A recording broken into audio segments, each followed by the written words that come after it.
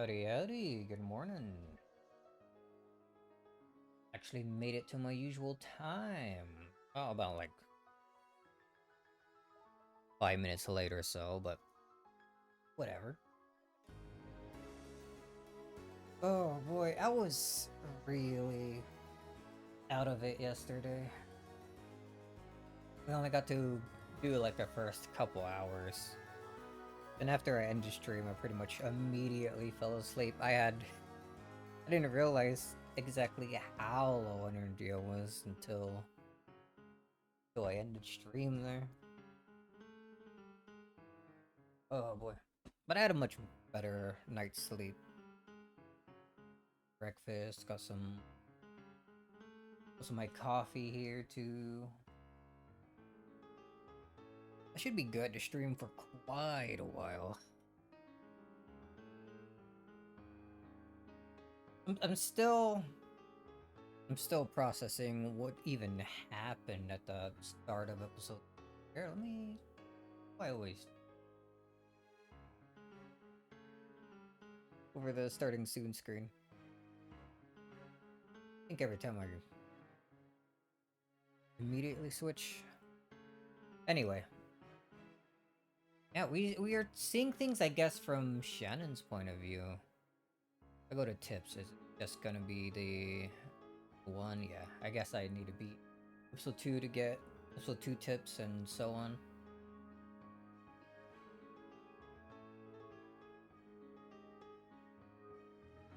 But right, I thought for a while. Well, yeah, for the little first bit of episode 2, we were viewing things from George's POV. But now it seems to be Shannon's.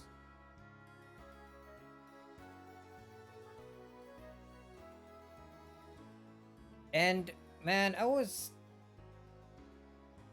maybe I still kind of am. Like, I'm gonna say I was determined, about as determined as Battler to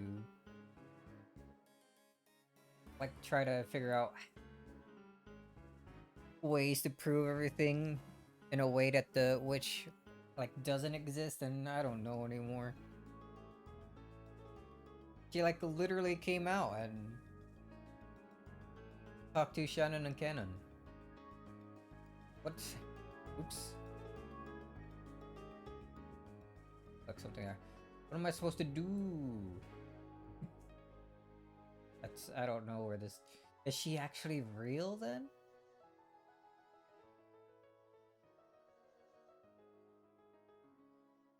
I don't know what's going on.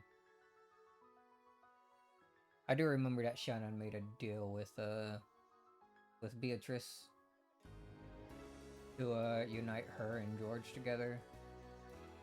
So that's an interesting little plot thing. And that's about as far as I made it. Not very far, like I said, only a couple hours, but we're gonna go for like a decent bit longer time. Song ended. Good. Getting ready to start here. What am I doing? Oh. Alright. But yeah, at this point they just finished talking to me. Right?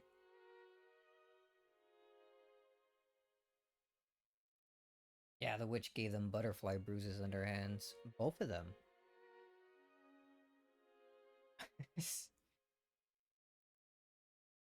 All she has to do is go to the shrine and break the mirror, which I guess she actually does. We've seen it at the start. Or it cut back. Did a little time rewind. We take a sip of coffee.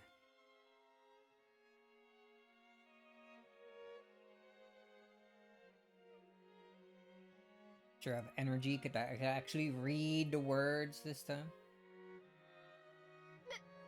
別部屋ってなんだよ。 Separate rooms. じゃあ、わざわざシャノンとジョージ兄さんは別の部屋に泊まったのかよ。Oh, I see. はい。そんなにもおかしかったでしょうか。Jessica wanted you two to be in the same room. Jessica's cheeks have been stuffed with chocolate coated Shinsoko biscuit that Shannon brought as a present from Onikawa.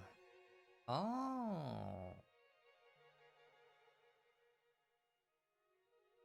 That's where they think the key would be, right?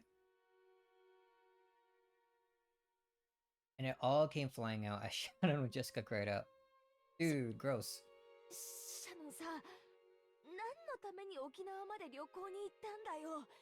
それもジョージ兄さんと二人っきりで。それはその Okay, so this is after と that. ても大きな水族館が沖縄にあるからぜひ行こうって誘われて、私お魚とか好きですし。いやだからさ、健全な男女がお泊まりありで旅行に行ったわけだろ。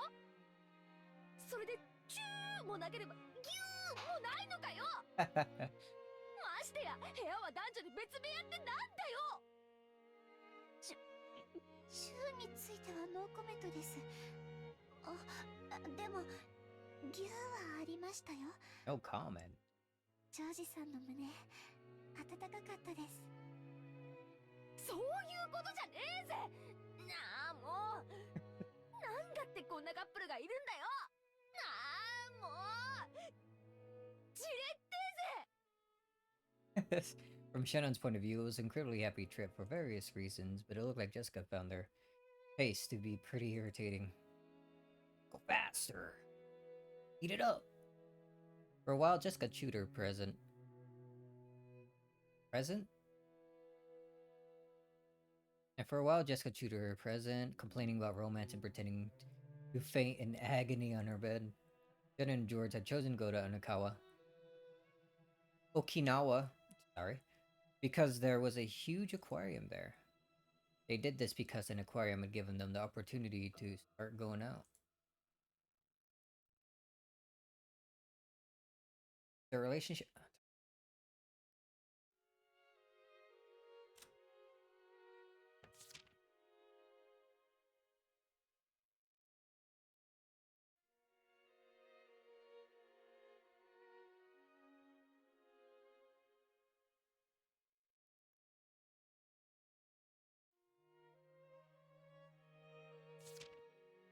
I'm wondering if them two being there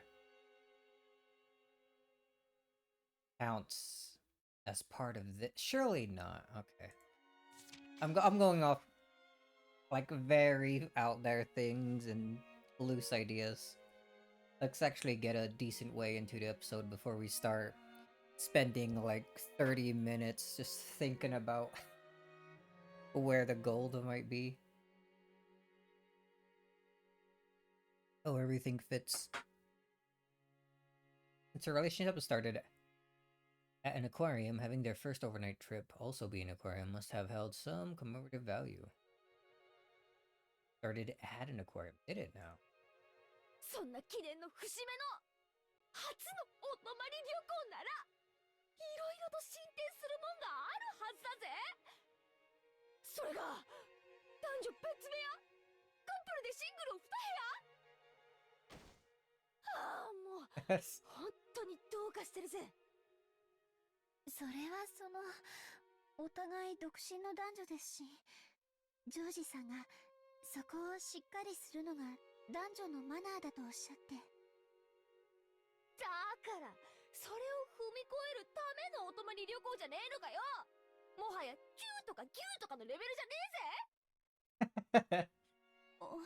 お嬢様がどういう意味でおっしゃってるのかわかりませんが、ジョージ様は最後まで本当に紳士でいてくださいました。それはその私もそういうことがあるかなというか。でも私たちお付き合いはしてますけど、その別に結婚してるわけじゃないし、お嬢様が期待されているようなことはそのちゃんと神様の前で誓いを立ててからするべきです。そのするべきです。その all very pure. Shannon's face got bright red. She made a circle with both hands, restlessly intertwining, separating, and making heart marks with them. Apparently, the dramatic progress Jessica had looked forward to hadn't happened, but it seemed to have been a very important experience for Shannon in her own way. In the end, whether Jessica was jealous of Shannon or made fun of her, it didn't change the fact that Shannon had a huge lead on her. 私も彼氏欲しい。 Ow! Ready to be busy? シャノンに先を越されたのが悔しい。彼氏作るときは一緒だぜって約束したのに抜け駆けされた。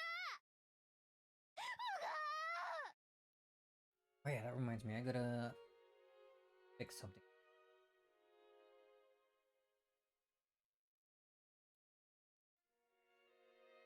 There? My bad. お嬢様は素敵な方ですから、私なんかよりきっと素敵な方がすぐに現れます。 Likely. そういう慰めはいらねえぜ。シャノンの裏切り者、出ていけ。Uh-oh. Jessica threw several cushions at her, but midway she had an asthma attack and started to choke pretty badly. Shannon hurriedly ran over to a nearby side table and started searching around on top of it. A cute basket was placed there, and inside of it was Jessica's bronchodilator. Shannon picked it up and handed it over to Jessica. Jessica's asthma attacks always came suddenly. Because of that, she always needed to carry this medicine around. Ooh, light picture. She breathed in the medicine and after a while managed to overcome her choking as her asthma finally settled down. Shannon thought there's a good chance to leave and tried to exit the room after bowing courteously. She did, one more small cushion came flying and hit Shannon on the head. She noticed that Jessica was on the verge of crying, half her face buried in her last favorite cushion. Her face was red and meek. お嬢様。シャノンさ、正直に言って、私、髪型とか、変かな。まさか。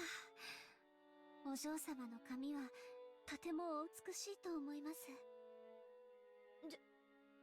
じゃあ、目とか変かな。鼻とか変じゃないかな。やっぱり、喋り方がダメなのかな。だから彼氏できないのかな。そんなはずはありませんよ。お嬢様はそのままで十分に素敵です。そしてその魅力はこれからもっともっと増していくと思いますよ。でも私だけ彼氏できない。サクもヒナも彼氏できたのに私にだけできないよ。やっぱり私には魅力ないからかな。みんなね、文化祭に彼氏連れてくるんだって。私もその日までにはきっと彼氏いるって思って、彼氏だってできやしない。私だけ。 Where she realized it, Jessica was shedding huge tears. Jessica didn't really feel like crying, and of course she felt like supporting Shannon's progress and love as a friend. However, as she had cheered Shannon on, her true feelings had suddenly got mixed in and she couldn't help but shed tears. Shannon understood Jessica's innocent and easily injured heart. The rough style of speech Jessica usually used was all just an attempt to protect that fragile heart. As a daughter and successor to the Ishiromiya family, and as a girl isolated on Rokonjima, the only person she could expose her true feelings to was Shannon. Shannon understood that. So, she strongly regretted acting smug, even if it was only a little.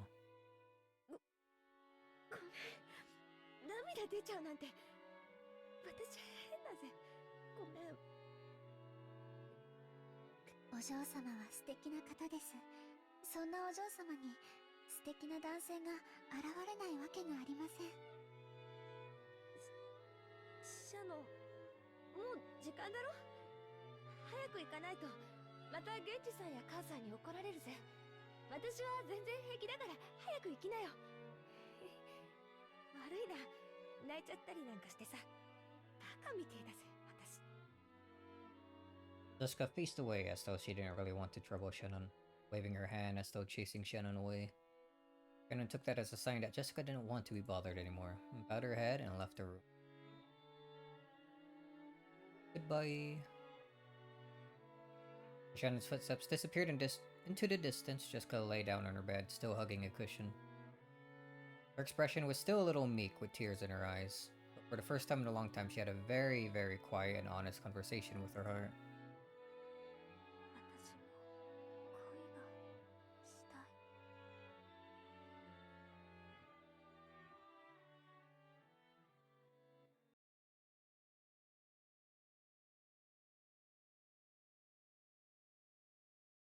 Day transition.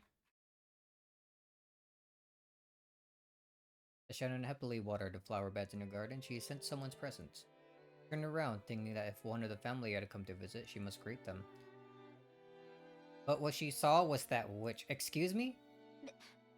ベアトリーチェ様。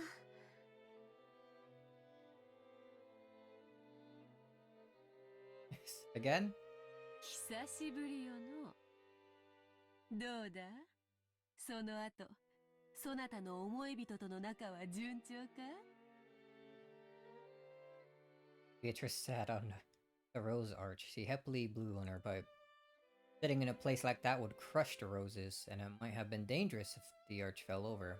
But this was a witch, after all. She can do whatever she wants. Showing concern for her safety was probably a waste of time. はい。おかげさまで順調です。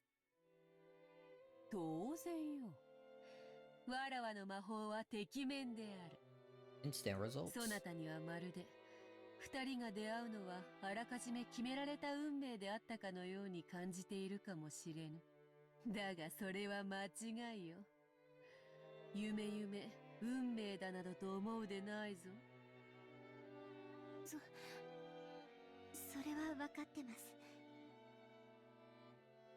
Which was calling attention to something. Two things, actually.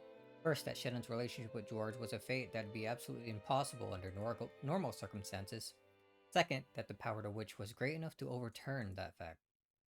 Shannon had just gotten wrapped up in those sweet days and had started believing the illusion that all fate revolved around her, that she remembered the witch's words. Originally, her relationship with George had been impossible. Oh, it might be impossible in the future as well.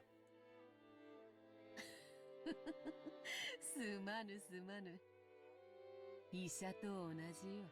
病に悩めばすがるくせに、治れば感謝も忘れる。魔女が感謝された試しはないのでな。許すがいい。感謝の気持ちを忘れたことはありません。ベアトリーチェ様のお力で幸せな思いができていること。そして、そのお力がなければ、私とジョージ様が寄り添う運命がなかったこと、決して忘れたことはありません。すまぬ。いじめに来たわけではないのにな。口が悪いのはわらわが性分。許されよ。それより、聞いたぞ。二人きりで旅行に行ったとな。Where'd you hear this? さぞや楽しかったであろう。はい。とても楽しかったです。Shannon's face suddenly lit up. The witch laughed lightly, as though amused by the speed of that transformation. もはやそなたの Just 思い friends 人は now? 一方的に思うだけの存在ではない。互いに思われる恋人同士よ。愛に満たされた二人にとって世界はただそれだけで成立する。素晴らしき理想の世界かな。魔女も焼こうというもの。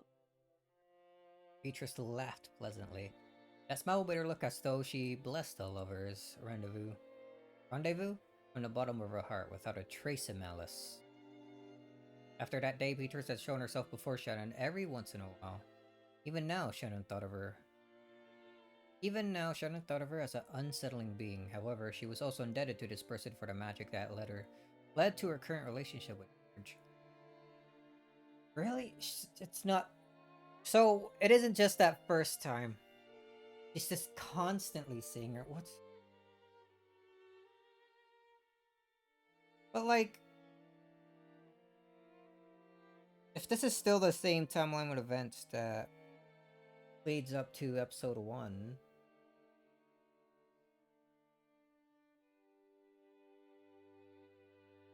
like Shannon in episode 1 spoke of Beatrice as more of a myth than anything, right? So like, what exactly is going on, dude? Anyway, so Shannon tried with all her might to not act surprised or scared. そうだった。ベアトリーチェ様、旅行のお土産にお菓子を買ってきたんです。よかったらベアトリーチェ様もいかがでしょうか。Sharing her sweets. 魔女に土産とな? It seemed that even a witch who boasted of living for 1,000 years hadn't imagined that she'd receive a souvenir from a sweet lover's trip. She saw that surprised expression and thought of this witch as a friend for the first time. Friends! ほほう。ラードと小麦粉で作った東洋クッキーか。Wonder, you know those like I'm thinking again. Those like glass breaking like scene breaks that we've seen in episode 1. Is that the mirror shattering? The one that Shannon threw like earlier in episode 2? Hmm. それを西洋風にチョコで包むとは、まさに和洋折衷、菓子のシルクロードよの。何がおかしい？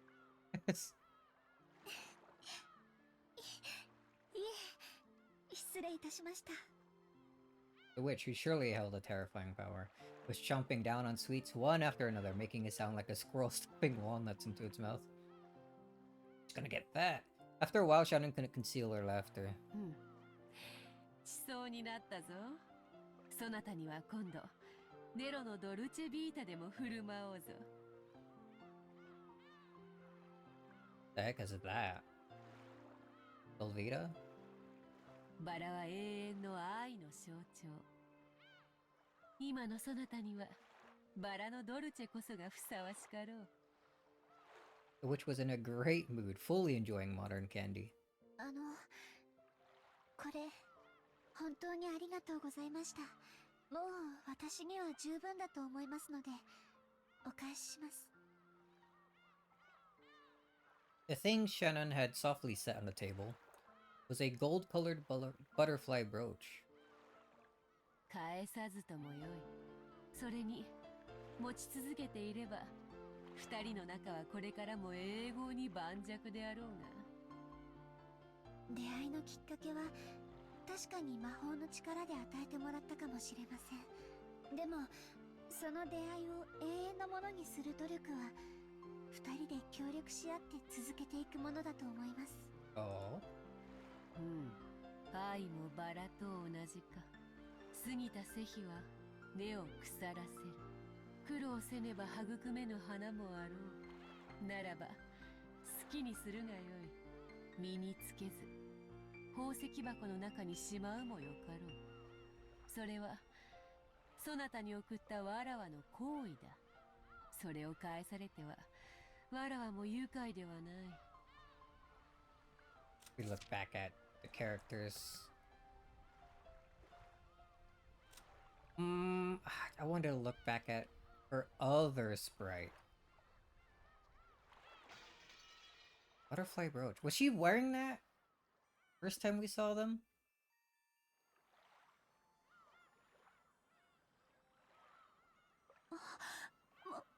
申し訳ございません。そういう意味で言ったわけじゃ。気を害してなどおらぬ。そのブローチはすでにそなたのもの。わらわとの友情の証にせいぜい大事にしてくれれば少しは気も慰む。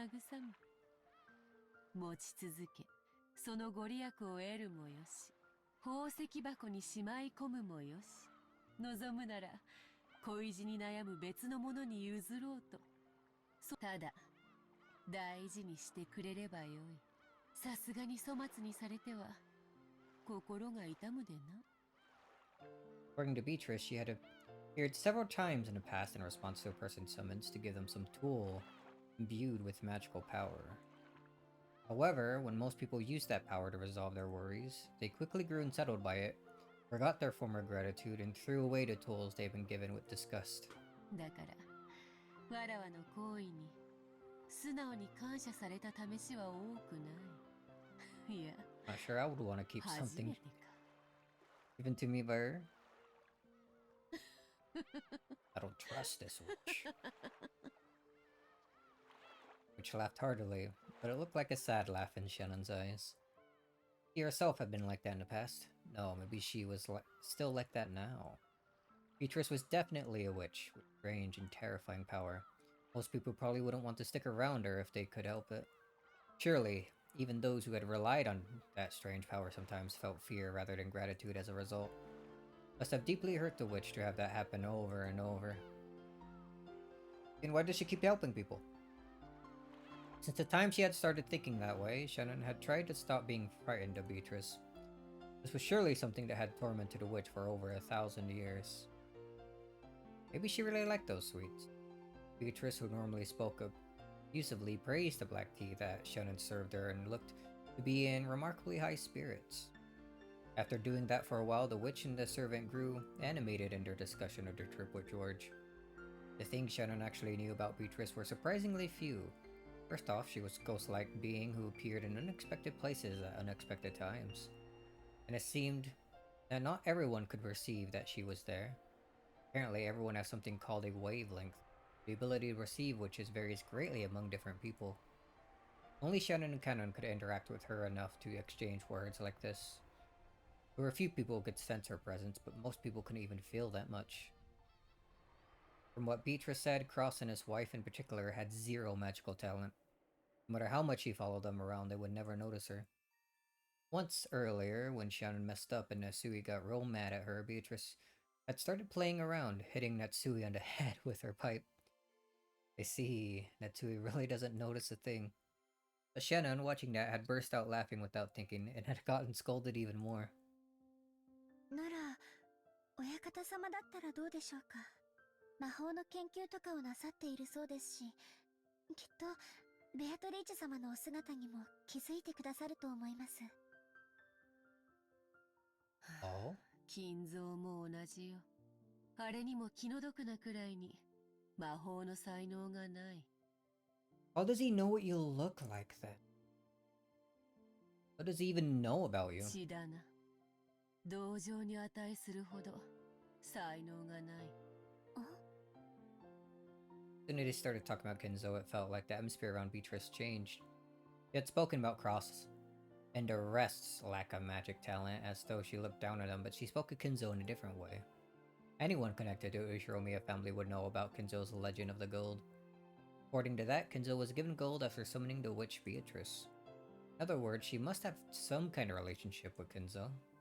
だからあれは才能のひとかけらもないくせに至ったのだ。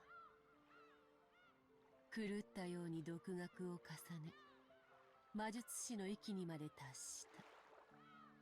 それは Kenzo, a magician? とてもすごいことなんですね。うん。 The witch, who usually looked down on people, was uncharacteristically offering her praise. While she lambasted him by saying he had no talent, she praised his efforts. そして親方様は魔法の力でベアトリーチェ様を呼び出した。うん。まあ召喚に応えたのは気まぐれだ。魔法を否定して久しいこのご時世に才能のかけらもない者が必死にやっているのでな。少しからかってやろうと思ったのがわらわの運の尽きよ。Your luck.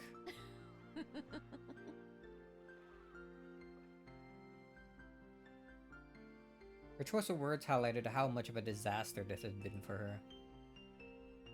Shannon hesitated over whether it'd be safe to continue this discussion, but Beatrice continued on her own, ignoring Shannon. 一応書式もルールも揃っていた。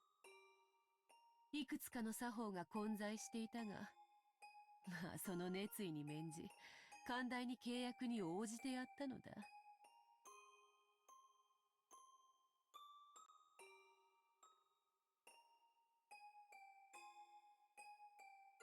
Various procedures were mixed up. そしてわらわは山なす黄金を与えてやった。そしてお館様はその黄金を使って事業を成功させ、今日の財をなすのですね。うん。魔法の才能はからっきしだが、商才と爆才はあったようだな。And gambling. いや、理不尽なる賭けに全てを賭す勇気と狂気ゆえにか。狂気は時に魔力に通ずる。なるほど。その点から見れば、金蔵に魔法の才能が全くなかったとは言い切れんか。It was insane. Shannon felt like she was daydreaming. While everyone in the Ushiromiya family knew the story of how Kenzo idolized black magic, summoned a witch, and received the gold, in actuality, it was all rambling that no one believed in. And now Shannon was having this story confirmed by the witch herself. She felt a little flustered by this incredible secret that only she knew. そして、莫大な財産を得た金蔵は、人の世で手に入れることのできるすべての夢を叶えきった。そして、最後に世界の真理を求めたのだ。Searched for the世界の真理？ Yeah, what's that? 世界を構成する。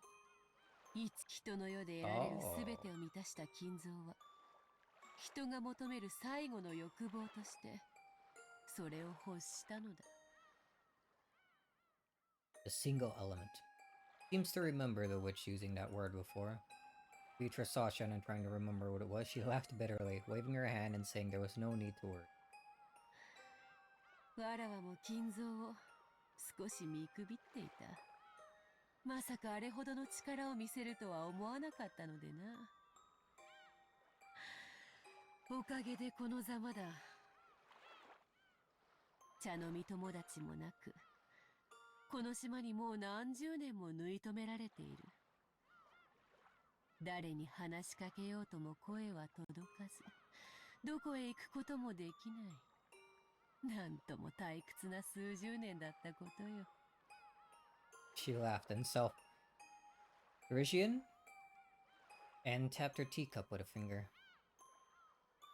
It made a light sound of pottery, and I didn't know whether the word Parisian was really an accurate expression to describe the look on the witch's face. Jenna didn't understand everything, but she could more or less figure out the situation. It was probably a topic that she couldn't press the witch on easily, unless the witch started talking about it herself. To sum up everything she had said up until now, Beatrice, who had been summoned by Kinzo's magic, could not leave the island for some reason. She had lost her power and her form, leaving her dazed in boredom. During that time, her words had reached Shannon, who never forgot to show sincere respect for the witch. Shannon helped the witch regain her power, if only a little bit. As a result, it was now possible for the witch to drink tea with Shannon like this.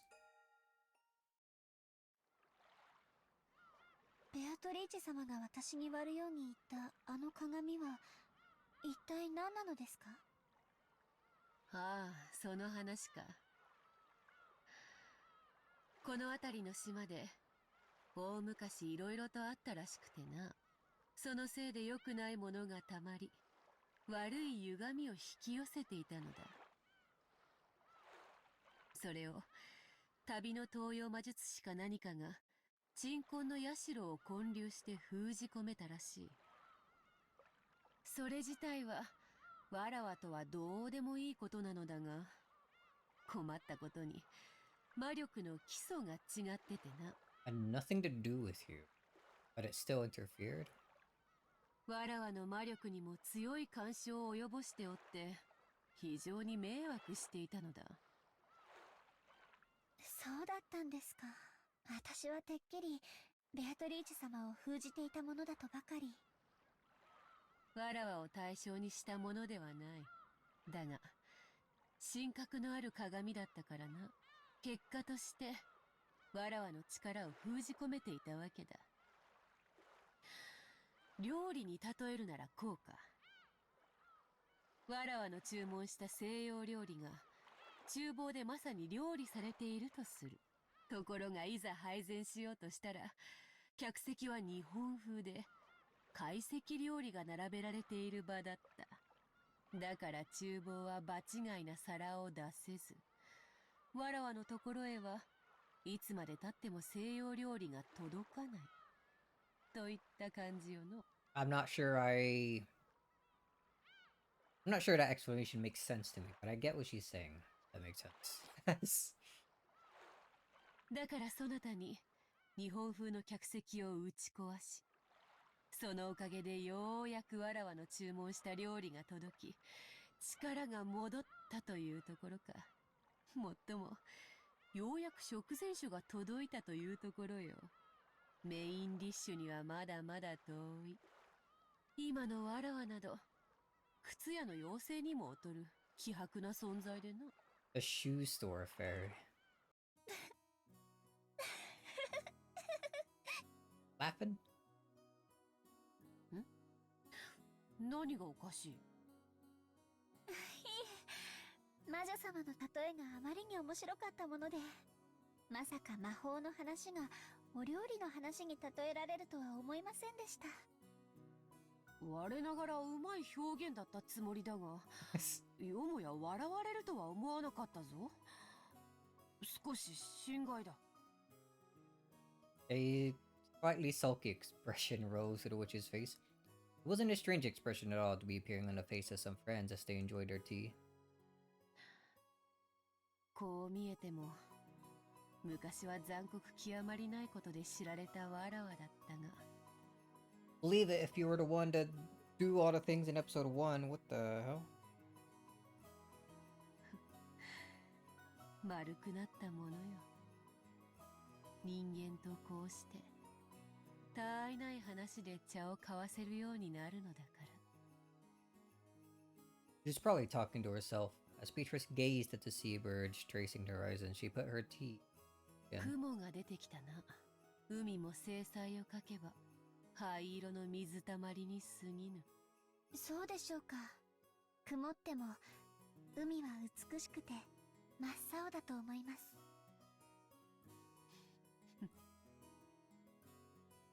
Maybe the witch noticed the deep meaning behind Jin's words. She laughed lightly and set down her empty teacup.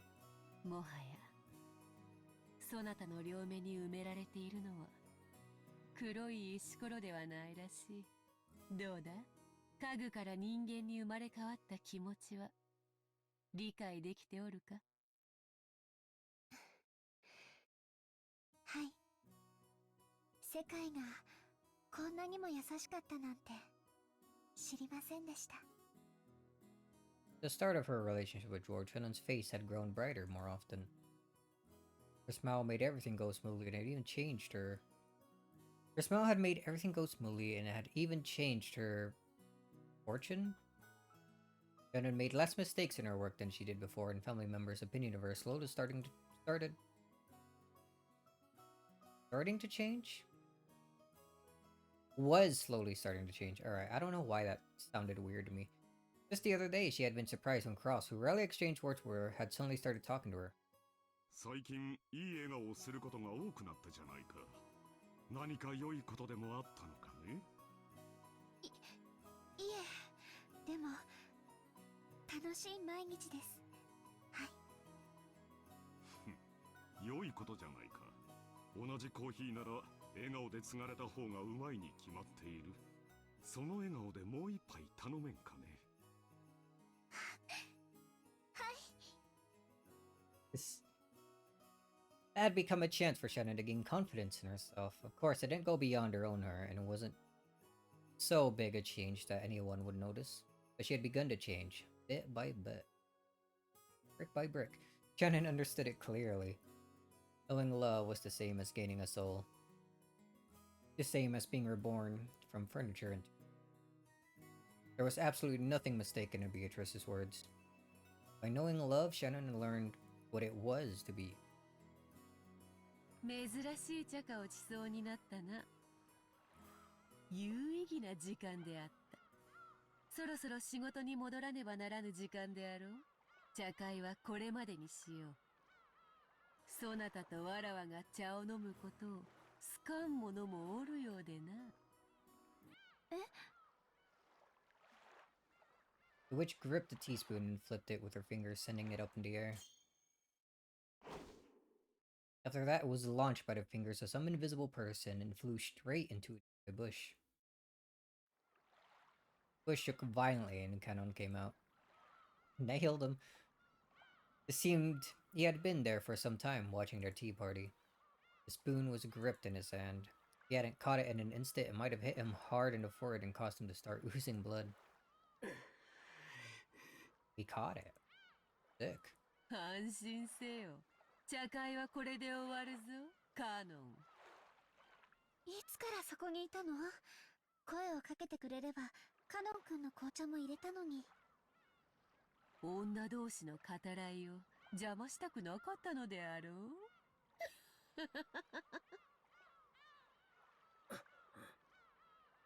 Canon kept silent, but there seemed to be a slightly hostile look in his eyes. On outside, he acted with respect, but unlike Shannon, Canon did not trust the witch. No, yes. The more this goes on, the more it does, like, episode 1 doesn't make sense. Or maybe this doesn't make sense when you think about episode 1. Because both Canon and Shannon spoke of the witch as a legend, and then there was that whole story where Canon said that he saw the glittering butterflies, but nothing more than that. And when he told that story to Shannon, like, she didn't believe him.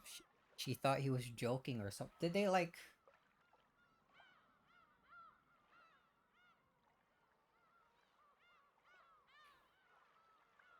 Either something isn't real, or something happened with their memories.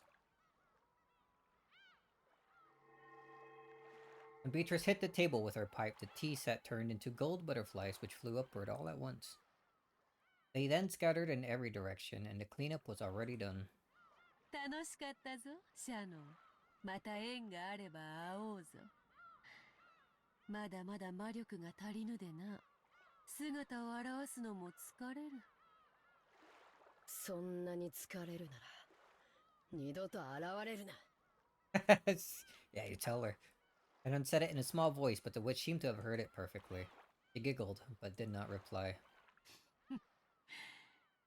シャノン、次の茶会ではジョージとの話をまた聞かせておくれ。人の恋路より甘い茶花は他にない。それではさらばだ。He goes. Beatrice's body also became gold butterflies, which scattered in all directions and disappeared. It was a fantastical and beautiful scene, like a blizzard of gold. Like a blizzard of gold leaf. For a while, Shannon quietly watched the witch's exit. Shannon approached her from behind and spoke with an expression that was drastically different from her. 姉さん、あいつと付き合っちゃダメだって言ったじゃないか。ベアトリーチェ様はそんなに悪い人じゃない。確かにちょっと怪しいところはあるけれど。僕たちにしか姿が見えない時点で十分にうさんくさいよ。あいつは人間じゃない。何を企んでるかわかるものか。カノン君、それは少し失礼だと思うな。There was a touch of sternness in Shannon's voice, which was unusual for her. To Canon, who knew her well, she must have sounded extremely stern. Canon, looking excessively surprised considering Shannon's tone, fell silent. 確かにベアトリーチェ様は人間とは違う恐ろしい力を持っているし、恐れ敬わなければならない存在だと思う。でも人間とは違うからといってそれだけを理由に意味嫌うのはとても失礼なことだと思うの。姉さんの言いたいことはわかるよ。姉さんはあいつにあのブローチをもらってから変わった。まるで魔女の虜だよ。ジョージ様との仲を取り持ってもらって頭が上がらないんだ。そんなことを言わないで。あいつは人間じゃない。何を考えてるかわからない。だから気を許しちゃダメなんだ。そして人間じゃないのは僕らも同じだよ、姉さん。Shannon's words grew more serious. These words probably gouged at Shannon's heart. She bit her lower lip and hung her head. 僕らは家具だ。たとえ名前をもらい人として接してもらったとしても僕たちの生まれが変わるわけじゃない。 You are no longer furnished. Those words Beatrice had given her, which made her happiest, floated through Shannon's mind. 家具じゃないよ。家具だよ。僕たちは人間未満の存在だよ。姉さんはそこを忘れたふりをして人間のふりをしているだけ。 This is like messed up line of thinking. Furniture. 自分でも分かっているはずだよ。私家具じゃないもん。人間だもん。いや、人間じゃない。僕らには愛する資格も愛される資格も初めからない。 Shannon's criticism seemed to have shifted away from Shannon's meeting with the witch. Shannon picked up on that quickly. お嬢様に聞いたよ。正直呆れたね。ジョージ様と一緒に旅行に出られるなんて。家具の身の程を忘れてるよ。姉さんはあの魔女にそそのかされて自分が人間になれたと勘違いしてるだけなんだよ。聞いてカノン君、確かに私たちは家具だよ。人間に劣った未満の存在。でもその満たない分をもし得られたならそれは人間になれたということじゃないのかな。そんなも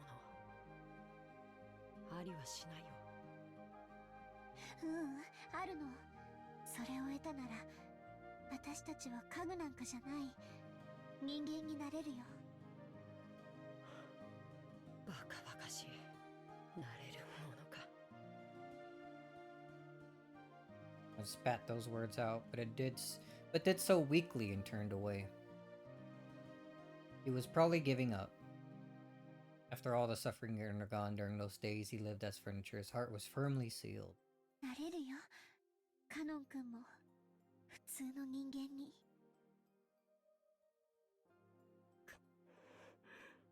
よしてよ。魔女の受け売りは。ベアトリーチェ様に教えてもらったの。私たちは世界の一なる元素を得ることで人間になることができる。それを満たさないならそれは人間じゃない。だから人は一なる元素を得るために生涯を尽くし貫いていく。姉さんが何を言っているのかわからないね。 Like a よまよい nonsense. 事なら聞きたくないよ。ならカノン君にも分かるように教えてあげるね。ほら姉さんの指の先を見て。Shannon quietly pointed at the sea towards the horizon. And I didn't understand what she meant, and couldn't do anything except look between the horizon and Shannon's expression, which seemed to be posing a riddle. 海。カノン君は海が何色に見える？ It was an extremely simple question. For a while, Shannon tried to guess at the meaning behind it, but he couldn't think of anything, so he answered obediently. パッとしない。ネズミ色だよ。それが何？ Objectively speaking, the sea laid out beneath a cloudy sky could probably be described best by Ganon's words. But as Shannon closed her eyes and smiled, she shook her head slightly. 私には真っ青に見える。そういう意味？緑色の信号を青っていうようなものでしょ。Is that a real thing? Blue for a green traffic light?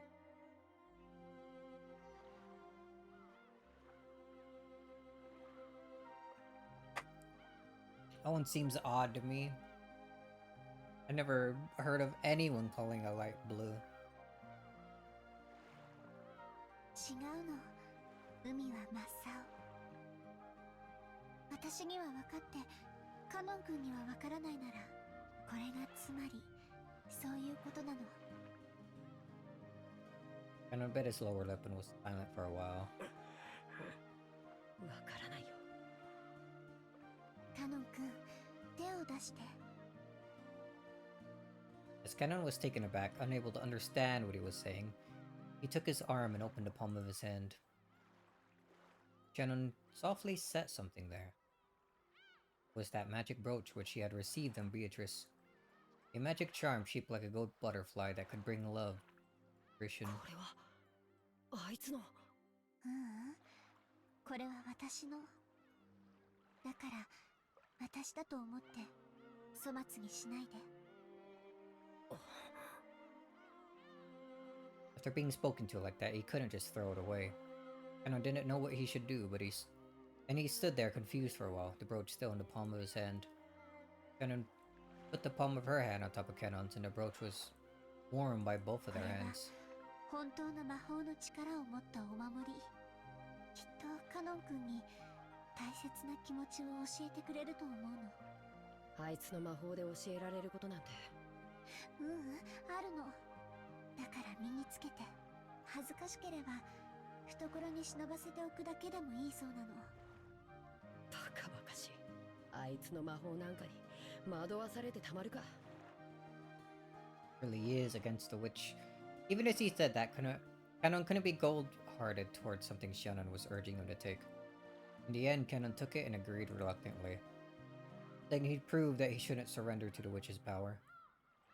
Or that he wouldn't surrender to the witch's power. Shannon smiled and nodded back.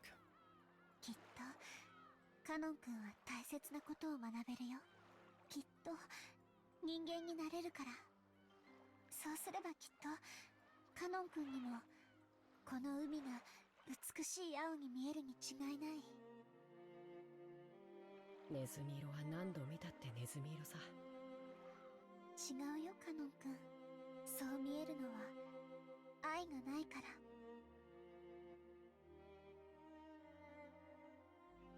Have no blink? Guessing it's supposed to be love? Because of the howling wind, he hadn't been able to catch the main point of what she just said. So Shannon said it once more. The single element of the world. He spoke once more of the world where it existed, where the sea was deep blue. きっとカノン君にも真っ青な海が見えるよ。だって Without love, it cannot be seen.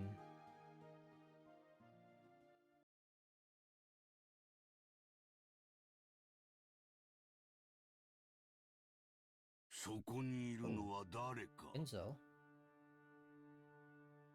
カノンです、親方様。It was rare for Kenzo to leave his study. However, the fact that he had didn't mean his noble research had been suspended. He may have left the study because of a change in mood, but that didn't mean his thoughts filling his head were any different from those he had while inside the study. And I knew that no matter what the time, speaking to Kenzo when he didn't want to be spoken to would always disturb his research. 天気が重いな。崩れるのか。はい、天気予報ではいつ雨があってもおかしくないと。 Look, that cloud. 傘をお持ちいたしましょうか。それには及ばん。しばらく私を放っておくがいい。息子たちに聞かれても所在は知らぬと言っておけ。私は自らの思考を巡る旅で忙しい。かしこまりました。それでは失礼いたします。 Before Kenan finished bowing, Kenzo has already returned to his own world, having forgotten Kenzo's presence completely. Or Kenan's presence completely. And once again, he began rambling to himself. Amidst those words, a name of the witch popped up many. Oh, Beatrice. お前の微笑みに手が届かぬ。どうすれば蘇るのか。どうすれば再び微笑んでくれるのか。何が足りぬ。研究か資料か触媒か。それとも魔力か運気か神託か。ああ、ベアトリーチェ、どうすればお前の面影をもう一度見ることができるのだ。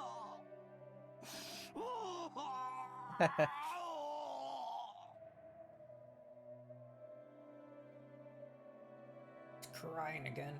As Kenan listened to his master's weeping voice with his back turned, he turned around just once. And he did. Right behind his isolated old master was the shadow of a person who shouldn't have been there. It was the witch. At once thinking that the witch must be plotting to do Kenzo some harm, Kenan dashed back to Kenzo and tried to form a shield with his body. But when he saw the expression on the witch's face, that motion of his vanished. After all, Beatrice's expression was sorrowful. Or maybe pitying. 愚かな金蔵。わらわはここにいるというのに。見えぬのか。Right behind Kenzo, as she repeated the witch's name over and over, desiring to be reunited with her more than anything else, was the witch herself. And yet, Kenzo didn't notice anything. When Beatrice tried to rest her hand on his shoulder, he didn't notice. なぜだ。なぜベアトリーチェの微笑みに手が届かぬのか。月齢か。水星の周期か。惑星の配列か。何が足りぬのだ。何が。無駄よ。金蔵。愛がなければ見えない。Kenan took the brooch he had received from Shannon out of his pocket. By learning something new, he would become able to glimpse something he couldn't see now. 愛がなければ見えない。 He looked at Kenzo's back once more. The witch could no longer be seen there. Scotland.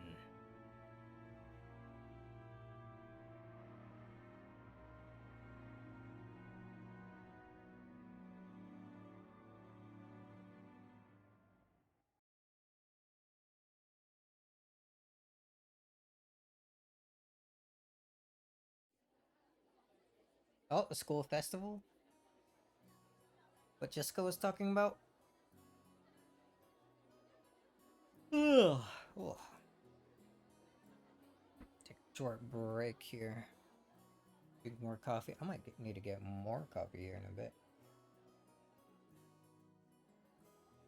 I've just been sipping away at it. Go along here.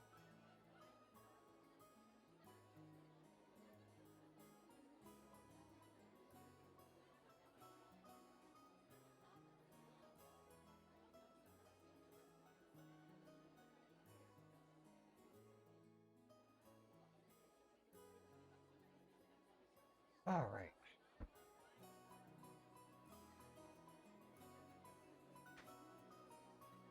Quick stretch, and then we continue. Biggest fall event for the Ushiromiya family was the family conference in October. But to Jessica, there was another major event that came before that, the school cultural festival. Welcome to Persona 6. Yo, everything comes back to Persona.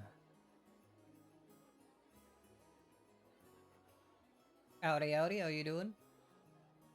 I'm still in the slow part. See,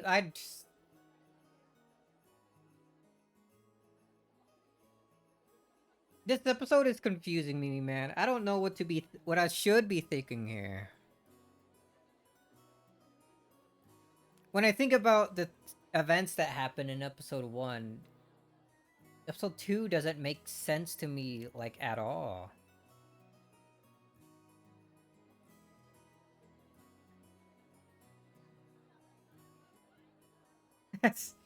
Canon and Shannon have, like, met with the witch a couple times now. Shannon more than Canon. So they very clearly know that she's there, that she exists. But when you think about back to the stories that they told in episode 1, it's like this never happened. Canon speaks of a, like, told a story once about how he saw, or I don't think Canon told it. Canon repeated what Canon told her. But Canon saw gold butterflies, like, once, but he never mentioned actually meeting the witch. It's still the same thing where both of them speak of her as only, like, a legend, not as a thing that actually exists.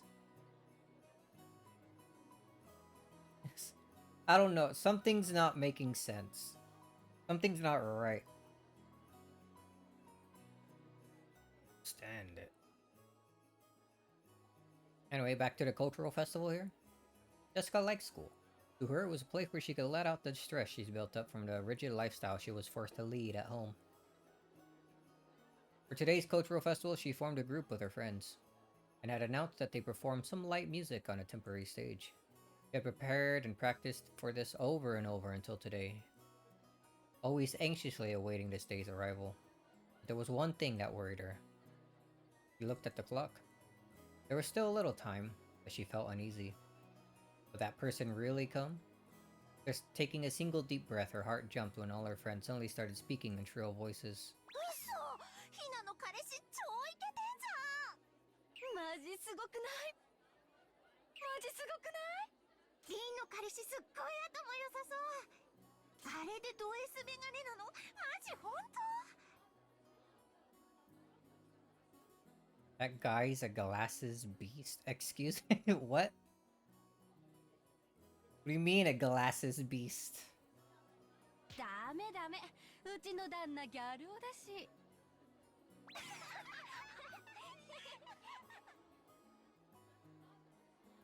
It may not be like this for all girls, but at least at Jessica's school, the cultural festival is basically a boyfriend exhibition. Jessica didn't have a boyfriend. She had many friends of the opposite sex, but no special, only one. But Jessica was a little famous around school, and everyone thought it would be natural for her to have a fitting partner. Furthermore, her pride had led her to pretend that this was true. She somehow managed to keep them fooled until this year. For various reasons, she hadn't been able to escape this year's cultural festival. ジェシー彼氏来た Oh, school outfit. いやまだ来てねえみてえだぜ Very green. 仕事忙しいのかな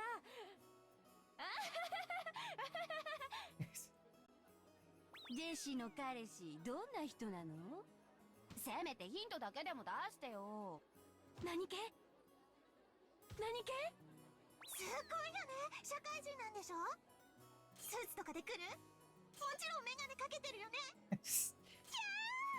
Oh, he's with the glasses with these guys. でも本当はいないんだよね今素直に白状したら私の仲間に入れてあげるって一緒にこの文化祭を涙で濡らそうよいやいる本当にいるっ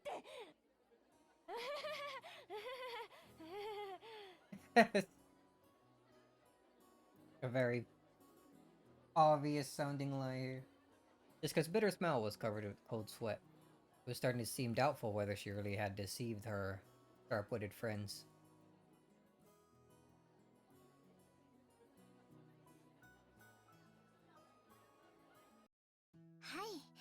Oh? なら彼氏さんの偽物を立てて連れて行くというのはどうでしょうか Shannon's idea. 偽物誰をそんなのの心当たりねえぜ。 Shannon's ridiculous plan surprised Jessica into hysterics. Even so, it's probably more realistic than the crazy methods running through her head about getting a boyfriend. A big rush before the cultural festival. 例えばですが、カノン君なんてどうでしょう。カノン君？ダメというか、きっとカノン君文化祭の日は仕事に決まってるぜ。Damn. 迷惑かけちゃ悪いしさ。もちろん予定表も確認済みです。カノン君はその日お休みになっています。こんな時ばっかり容量がいいのな。じゃなくて、休みならもっと悪いぜ。せっかくの休みを私の見栄のために引っ張り出せないよ。カノン君は引っ張り出されないといっつも閉じこもってばかりいますので、無理に引っ張り回すくらいでちょうどいいかと思いますよ。そうなの？いや、でもカノン君に悪いなら晩作つきますね。Damn, I guess it's a lost お cause. となしく彼氏はいませんと白状なされてはいかがでしょうか。それは肩身の狭い思いをなされるでしょうが、卒業までの短くも長い間を耐え忍ばれるだけでございますしReally pressuring her. 愛し合う恋人同士にとって独り者のひがみ顔が何にも勝る甘い蜜なのです。Holy. シャノン、私のために本気で悩んでないでしょ。おちょくってるでしょ。Jessica wrestled about with Shannon, her eyes teary. But Shannon was unfazed, laughing with her usual smile. はい、私とジョージ様のことを茶化してばかりのお嬢様への仕返しです。Listening to Shannon's comeback, the likes of which didn't happen even once a year, Jessica hugged her cushion and rolled around on her bed, pretending to faint in agony. She couldn't stand Shannon's smile, which looked so triumphant, but right now she was the only person Jessica could talk with. She could choke her to death with her cushion later. いいじゃないですか、お嬢様。文化祭ではありますが、カノン君と一緒に遊びに行くチャンスですよ。Oops. いや、それはそうだけど。Go to a festival, but a chance for you to have fun with Canon. いや。Jessica buried her head on her favorite pillow to hide the fact that her face had grown bright red. And she grumpily chewed the fingernail on her thumb. It really was a reaction to be appreciated. Canon and Jessica were about the same age, of the same sex, and friends. They were both right in the middle of puberty. They could never talk enough about love. That's why they could talk freely about the topics to each other. So, Jessica had heard a lot about how Shannon and George's love was progressing. Shannon heard a lot about what type Jessica liked, what kind of man she might be interested in. Judging by Jessica's reaction, it'd probably be rude for us to go into precisely what these things were. However, this story won't get anywhere if we just have Jessica rolling around forever, so let's dive in. Thank you, narrator. Jessica had been thinking about Canon ever since he'd shown up. It was extremely rare for young men to visit Rokonjima, so maybe it was natural for Jessica, a girl in puberty, to develop an interest in Canon. But if anyone said that, it would probably destroy romantic ideals of a maiden's pure heart and love at first sight. Canon had been with Canon a long time at the orphanage, so she'd known him since before they started working.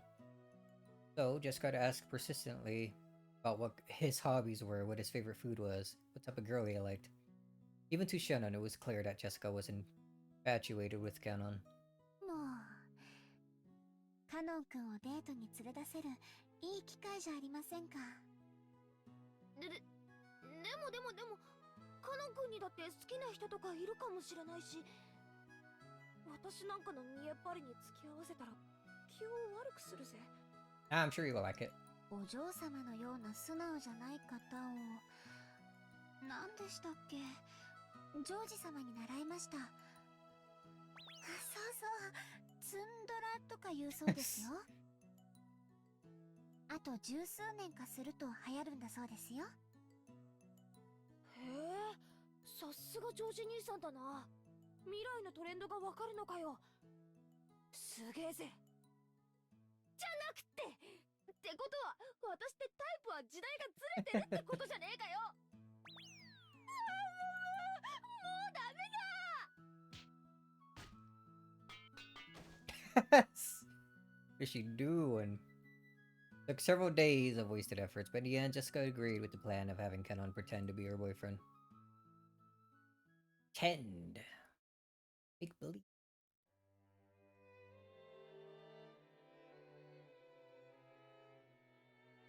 はい、お嬢様。お呼びでしょうか。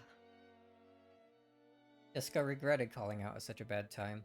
Kenon always looked sullen, but he had some bad days, some better days. Unfortunately, his reaction was the former. いや、そのさ、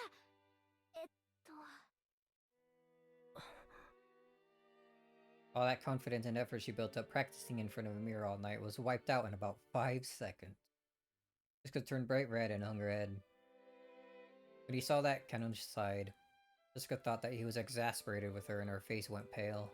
シャノンから聞いています。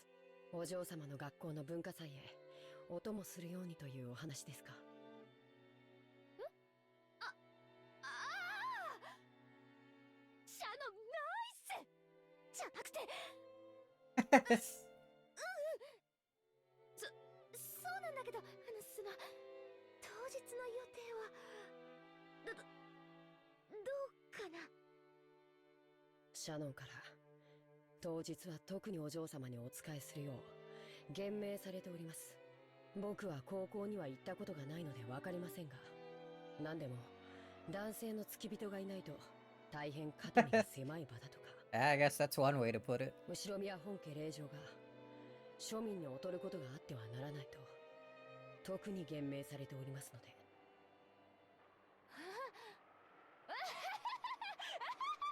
シャノンは後でぶっ殺す。 Kenon has it all figured out. Love how wholesome these two dorks are. It's great, but this is Umineko. Where's this all going? What's gonna happen in the next, like, couple hours here?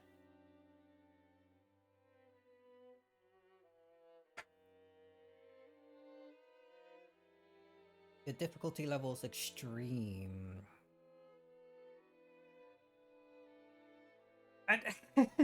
Dude, I don't understand what's going on. Something's happening. It's anyway. Just kept yelling with his strange. Still nothing new. Everything's still all the same. Okay. Jessica kept yelling with her strange voice and a broken smile, like a tea kettle filled with boiling water. As Kenon watched this, he sighed again. Kenon wasn't an idiot either. He'd fully understood what Jessica intended by inviting him. But to be honest, playing along with Jessica's love game seemed like it'd be nothing more than an annoyance to him. However, Shannon asked him over and over. He was deeply indebted to her, so he couldn't refuse. That brooch was in his pocket, but this strange turn of events had been brought about by the magic power residing in his brooch. Ridiculous. But he remembered what Shannon had said to him that day. Could Shannon see something he couldn't? I don't understand Shannon's feelings. Furniture. As if we could ever become anything more. It was truly an odd exchange between Jessica, who was still rambling on in a strange voice, and Kenon, who sighed deeply. Oh, black and white.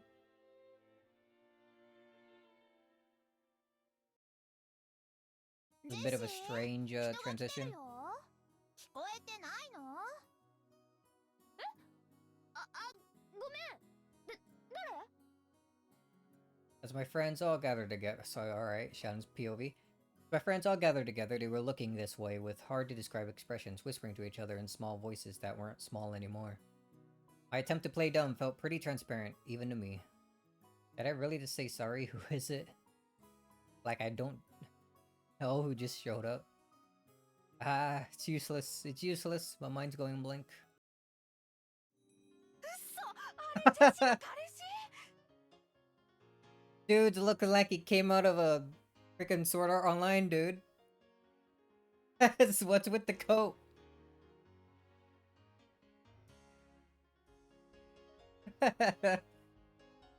Dude, he looks sick. You should wear that more often. Oh, yo. Get to see the full sprite. Canon didn't switch to her school sprite. Or Shannon. Freaking Jessica didn't switch to her full sprite. School sprite. Canon switched to this new one, though. Look at him. Looking cool. Mega dork. No, he looks nice. I like this dumb, edgy sort of outfit.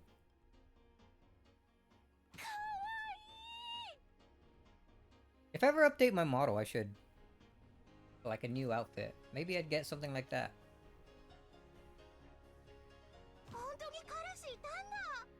マジ嘘本当？ジェシカの裏切り者。すっごい素敵じゃん。Damn, he's a hit. 年下？年下なんて聞いてないよ。どこどこ？ジェシの彼氏ってどこどこどこ？ショタって本当？ Don't say it like that. いや、遅かったじゃねえかよ。昇降口がわからなかったもので遅くなって申し訳ございません。いや、その格好も似合ってるぜ。 He digs it. He's in. シャノンが普段着では良くないと言って先日一緒に買い物を。Damn, bought it the other day. 似合 Brand い new. ませんでしたでしょうか。そんなことないよ。シャノン、後で2階級特進。なんだかここは Does she want to kill Shannon or promote her? Which one? だよな。さ、ここじゃなくてステージの方に行こうぜ。もうすぐ私たちの出番だからさ。さ。Jessica seemed just as uncomfortable. It looked like being bathed in everyone's interested gazes was hard on her. When he saw Jessica's appearance, Canon thought he might have made things difficult for her by coming. なんだか迷惑をおかけしているような気がします。お邪魔だったでしょうか。そんなことないって。僕がお邪魔でしたらいつでも言ってくだされば。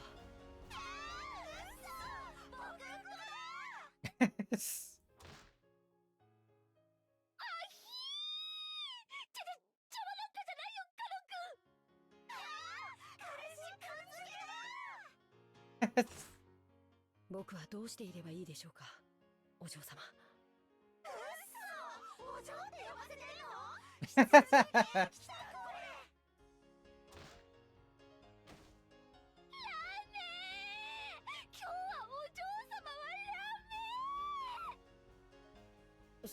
そうですか。わかりました。ジェシカ様。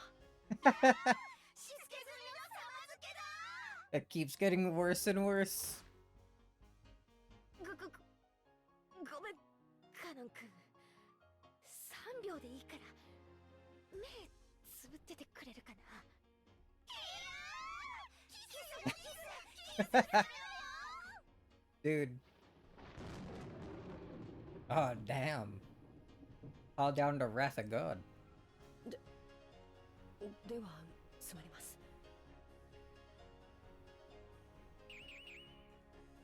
Oh, 3! Dang. Thunk. Bams. What's going on?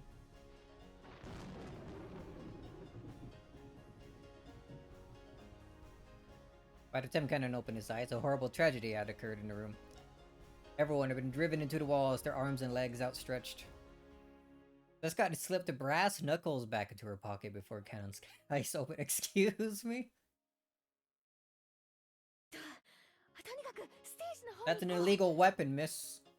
私たちの出番はもうすぐだから、しばらく席で待っててよ。私たちは準備あるからさ。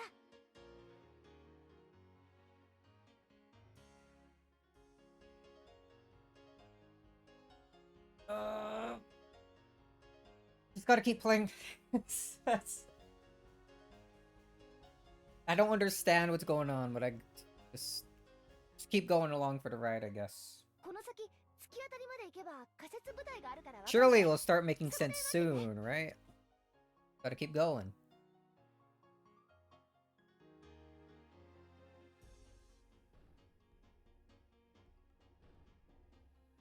Pushed Cannon's back as he seemed to be having trouble moving himself and chased him out. Even though Cannon was confused by Jessica's attitude and her panicky state, which he'd never seen before, he followed her instructions and headed in a direction that she had indicated. After seeing him off with an awkward smile, Jessica slammed the door shut and yelled loudly. ささ、見たね。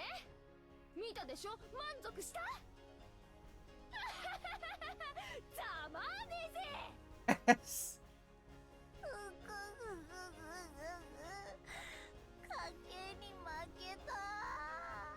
Every scene is important. It's all necessary to understand him.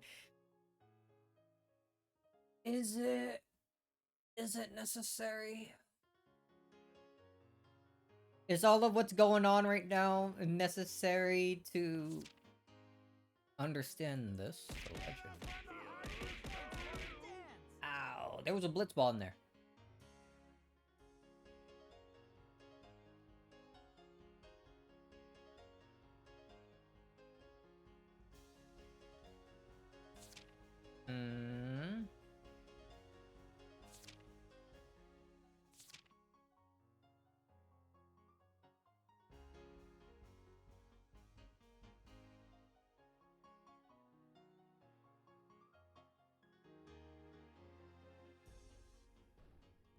Oh, nothing we've seen so far, I think, helps hint any of this could be. Like at the beginning, we basically realized that their date was in Okinawa, which I think is where they said where the key could be at the around the start of episode 1 when they were like brainstorming what the epitaph could be, the riddle was.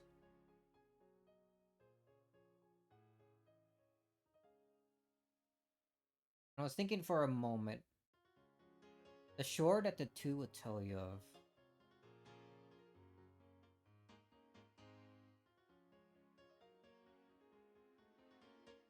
Thinking maybe that could be in reference to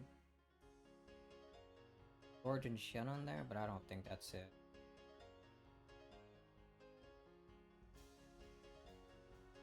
Ah, that's no way that's anything.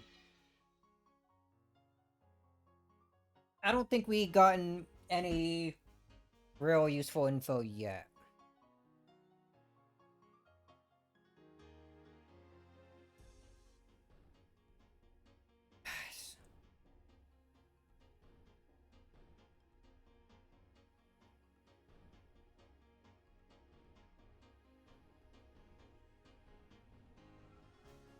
Could there really be two mirrors? Like the mirror that Shannon broke earlier at the start of this was in a shrine.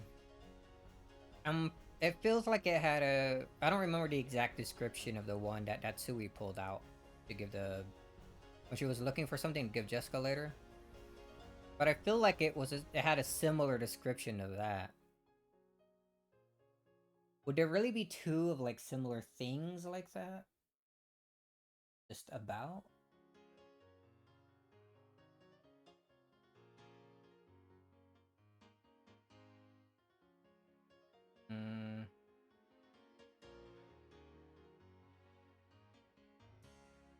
Is this not like a... Like a prequel of what happened before episode 1 started, and it's like an alternate chain of events going on.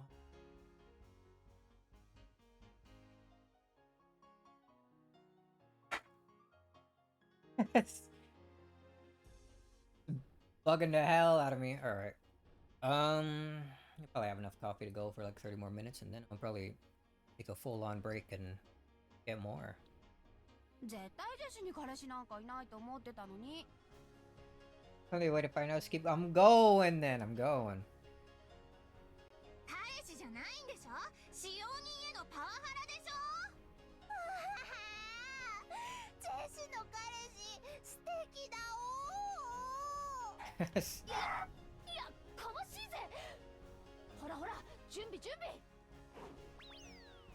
Just got took the brass knuckles out of her pocket again. Everyone energetically returned to their tasks. She's brutal. Why didn't she pull out those moves in episode 1? Conan went down the corridor Jessica had shown him and ran into a temporary stage set up where the vending machine should have been. It was probably being rented by the hour by some group or club.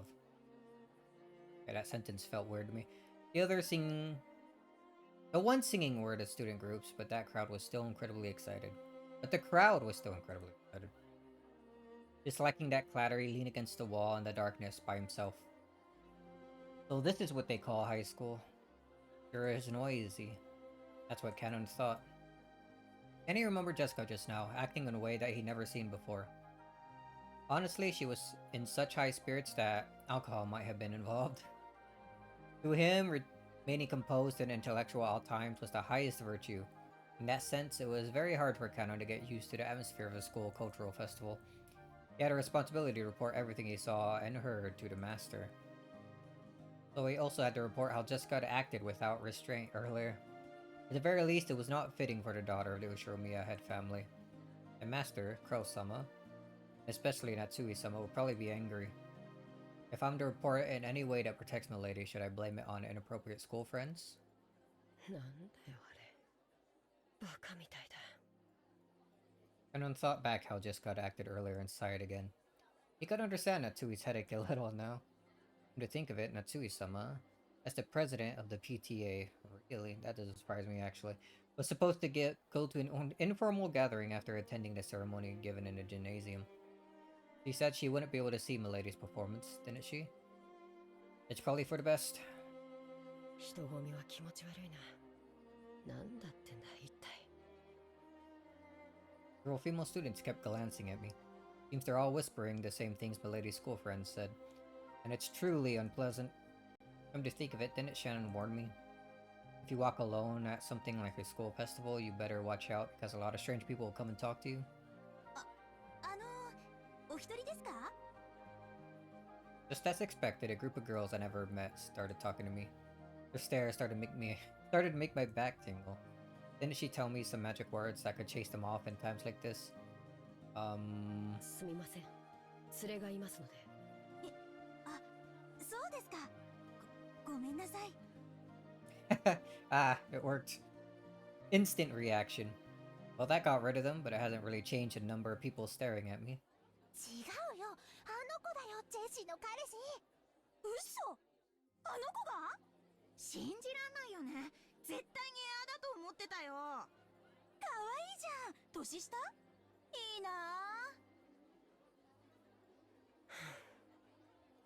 There's no way I will ever come to a place like this again. Been inside for about the zillionth time that day. When he did, the lighting changed and the standing audience started cheering. Looked around and realized that there was suddenly a large group of people. And unlike earlier, they were mostly guys. With this huge crowd, he couldn't even see the stage. Fortunately, there was a fallen beer case nearby, so he tried using that as a footstool. When he did, he realized there was now a new group on the stage. Their leader is Milady. She changed into sage clothes, and she's even holding a guitar. I didn't know she could play. Me either. Yet again, maybe she can play. Seen her practicing air guitar before. Natsui-sama wouldn't approve of any hobbies outside of study. Maybe she was always practicing in secret. Come to think of it, she's been returning really late from school recently, hasn't she? Maybe she's been practicing at school, far away from Natsui-sama's prying eyes. It really is for the best that Natsui-sama didn't come. If Milady were to get scolded by Natsui-sama after putting so many hours of practice in, she'd probably be dejected. Loud.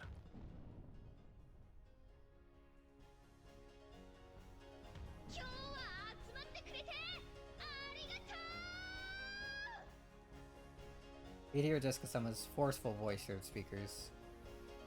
Jessie-sama? Maybe that's her nickname at school. The students in the audience kept calling out that name. A little offended by that crude name. It's inappropriate for a lady. Jessica-sama was in high spirits as they kept shouting Jessie-sama. Everyone here was probably a fan. Her mic performance picked up on that and electrified them even more. It was almost like a music program on TV. At first he thought this was all silly, but that feeling had changed into appreciation. It was incredible in its own way. Kado never listened to music of his own free will, but he often heard the kind of music the Ushiro Miya family liked. It was almost all classical. Kano had naturally taken a liking to that kind of music. So to Canon, the song Jessica sang was, how should he say it, extremely colorful. In any case, if Natsui-sama heard it, she'd probably faint.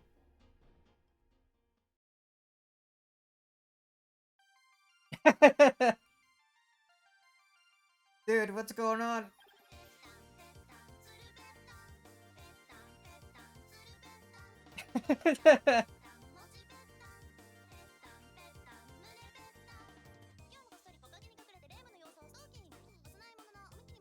Oh damn, bars?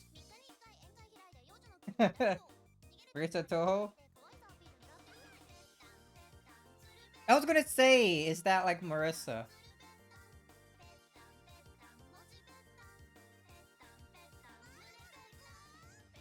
I did remember when I was installing the 07th mod that there was something about Toho reference that could either be removed and replaced with something else.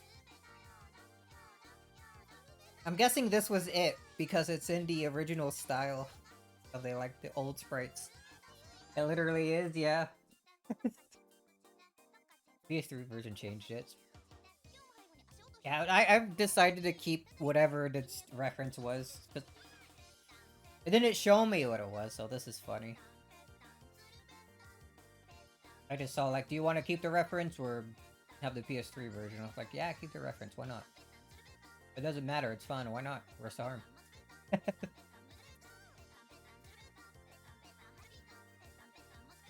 Everyone looked like they were having a good time.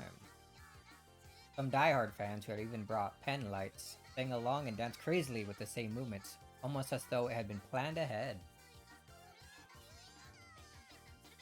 On the stage, Jessica-sama also sang enthusiastically, dripping with sweat. He couldn't find a single element that was appropriate for the daughter of the Ushiro Miya family, but it looked like so much fun.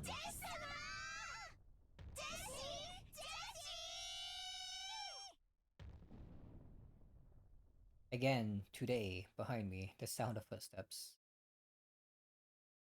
Oyashiro-sama is stalking me. What? Curses, disappearances, sacrifices, torture. Nikakushi, does that make a good snack? They're supposed to be the lyrics. Don't say mercy. It's to the song that they were singing.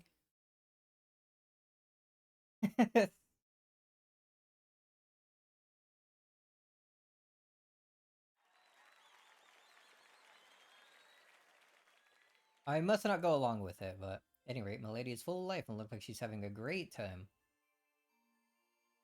As I watched my lady enjoying herself, I thought, could this be Ushiro Jessica's true nature? Don't I know better than anyone that during her life on Rokujima, she had no choice but to kill her sense of self? So the time she spends, not as Milady, successor to Ushiro family, but as a single girl called Jessica living life to the fullest, must be very important to her. Her true nature, which I worked close to Milady, seeing her in all seasons, and I thought I knew everything about her, but that was still all limited to one side of her, the Milady of Rokenji. We are furniture. We serve on Rokenjima and end our lives on Rokenjima. So I come to think of Rokujima itself as our whole world. As though, like, in Omiak theory, the ocean spilled off the end of the world into an abyss. But when I look at Milady like this, I can see how horribly narrow that outlook is. I still can't go along with the excitement of the crowd, but I feel like I can see something that cannot be seen on Rokenjima. I'm not sure if this is the unseeable thing Shannon was talking about, but the ocean still doesn't look blue to me.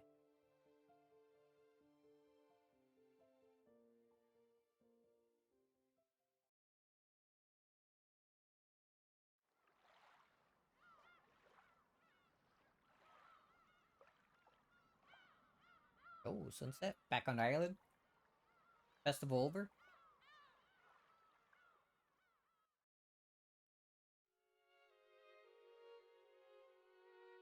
今日はジェシカの学校の文化祭だったな。校長先生はお元気でおられたかね。ええ、お元気なようでした。そうそう、高宮議員もおいでになっておりました。あなたによろしくと特に言っておりましたよ。相変わらずご多忙そうかね。そのようでした。あの方も精力的な方です。そうそう。あと榎本会長もおいででしたっけ。 Naturally, the topic of Jessica's cultural festival came up at dinner. Full events often became social gatherings for local volunteers. It was the same for the Ushiromiya family, who were celebrities around here. Matsui remembered the name of one VIP after another at the social gathering, telling Cross the news about them. Jessica didn't really have any interest in that discussion and rudely slurped on her pumpkin soup. Pumpkin soup? お嬢様、あまりお行儀がよろしくないかと。へいへい、そりゃあ悪かったぜ。ジェシカ、そういう言葉遣いは改めるよういつも言っていますよ。It's what's your language? はい。 Jessica answered, discouraged. When he saw that, Cross smiled a little and paused his conversation with Natsui. ジェシカの方はどうだったかね、文化祭は。ああ、ま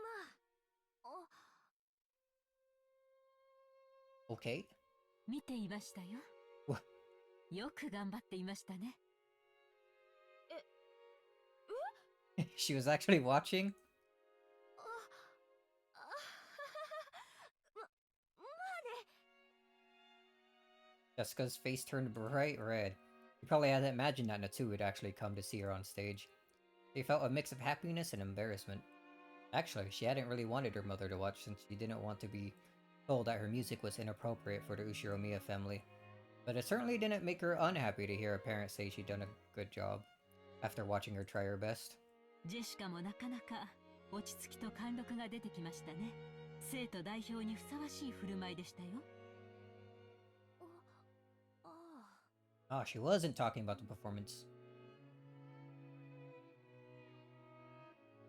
The smile that had been there until a second ago crumbled like sand. Jessica immediately realized that her mom was talking about something different. Jessica was also the school's student president.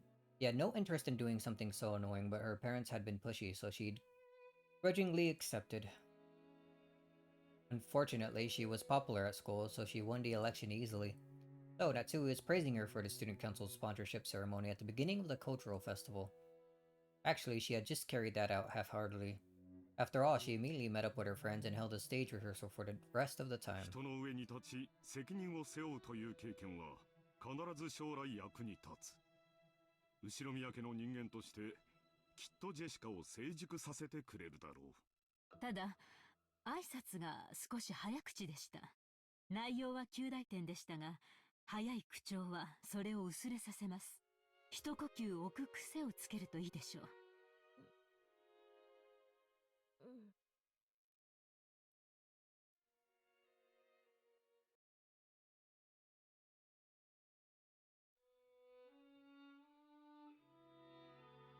Alright, now that the happy festival is over, what happens now, dude?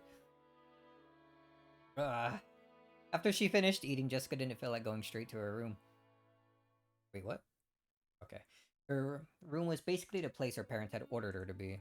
So perhaps for Jessica, instead of returning to her own room, being in an unknown location in this large mansion was a meager form of resistance.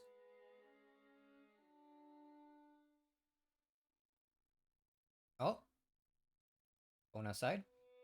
Jessica felt that even being in a mansion made it hard to breathe, so she went outside to the rose garden.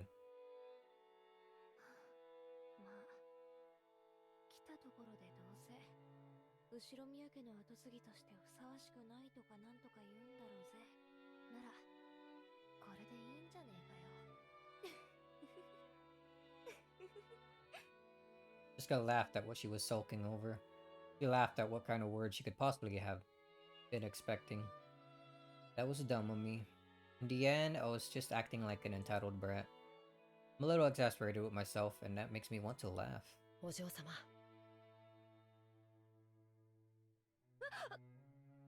Change back into his servant clothes. 驚かすなよ。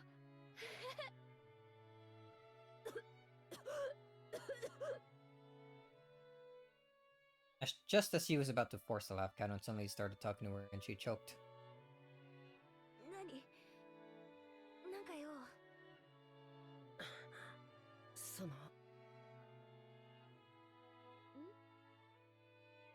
Jessica's expression became the one she always wore when looking at Canon. The listless Jessica from a second ago was gone. If he had still only known Jessica as the eventual successor of the Yoshimiya family, as he had until yesterday, he might have mistakenly thought that Jessica's mood had sprung back to normal. But that wasn't right.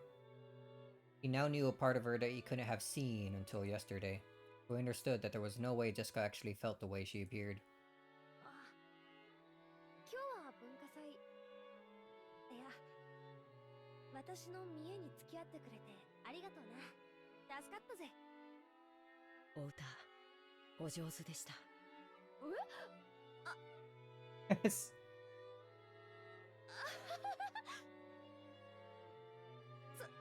そうかよ。照れるぜ。 Even though she had heard the words she most wanted to hear, Jessica acted shyly and couldn't accept them openly.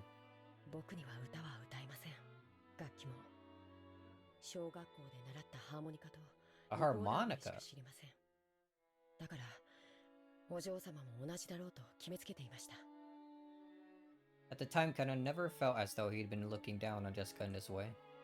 All the people he'd seen playing the special instruments were on the other side of the on tubes in the TV. At the very not sure what that is. At the very least, he'd been under the impression that it'd be impossible for Jessica. 僕は家具だから歌を歌う必要も楽器を扱う必要もないと信じてきました Suggest the gamer deem is just a suggestion. Pretty much, yeah. If I can get it, I'll try. Speaking of, I still need to play Castle Crashers. Oh boy. Ugh.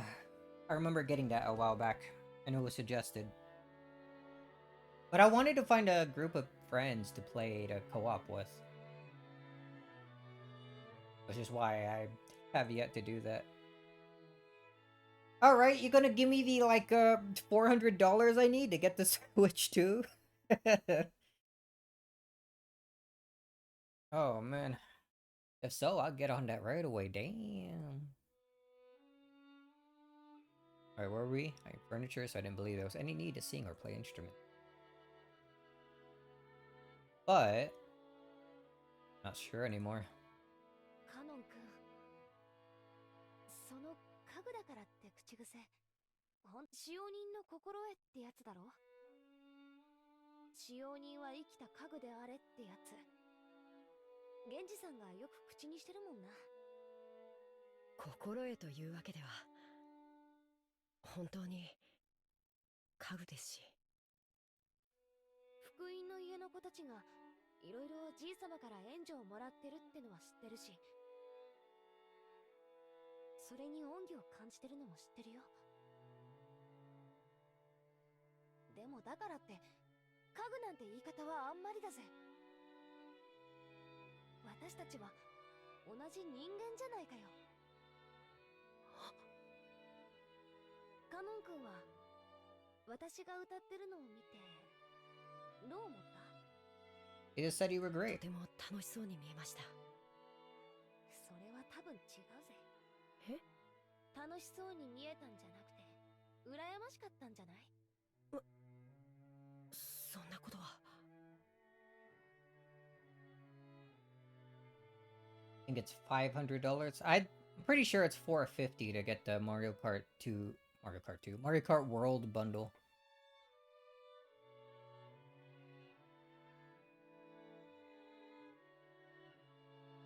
Ken probably hadn't noticed that emotion himself. Most likely, Ken saw something he'd never seen before, learned about it for the first time, and felt envious. And to trick himself out of that emotion, he called himself furniture over and over. 私は後ろ宮家の後継ぎだかなんだかだそうで、まあいろいろな面倒がこれからもあると思う。それについては運のない星の下に生まれちまったと諦めるしかないさ。多分カノン君が福音の家で生活しなければならなかったのと同じに、私たち自身にはどうしようもない。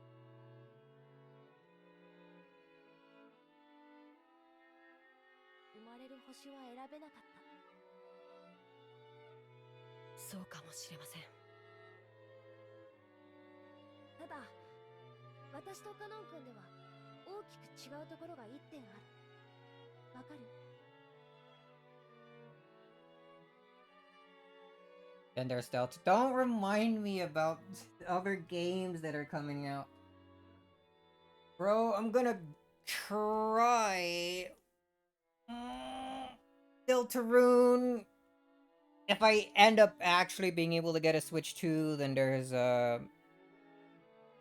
Donkey Kong Bonanza. I really want to play that one. Later on, there's Metroid Prime 4, which I really want to play. Maybe I'll play the Metroid Prime games, like, next week. I've been trying to think of other games to play. We can play that, like, intertwined with Sonic Unleashed. That'd be 2 new games to start. Is there anything else coming out? Deltarune, Mario Kart, Donkey Kong Bonanza, I feel like there were some other things, I just can't think of them. Oh, there's probably like a whole bunch of like Switch 1 games that I wanted to play.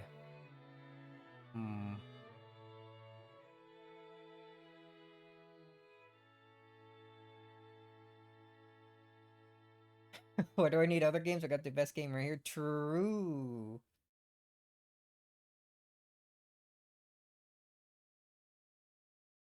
But I really want to Switch 2, man. How much have I saved up now?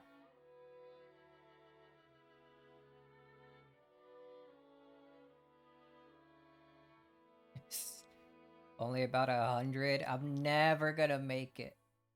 I'm not gonna make it. It'll probably be like December by the time I actually get one. Especially because I also got something else I gotta pay for. Oh.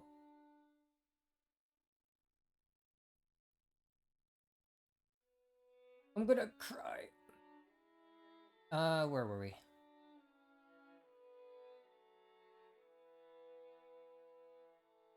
And choose the stars under which I was born. That may be true. There's one place where you and I are completely different.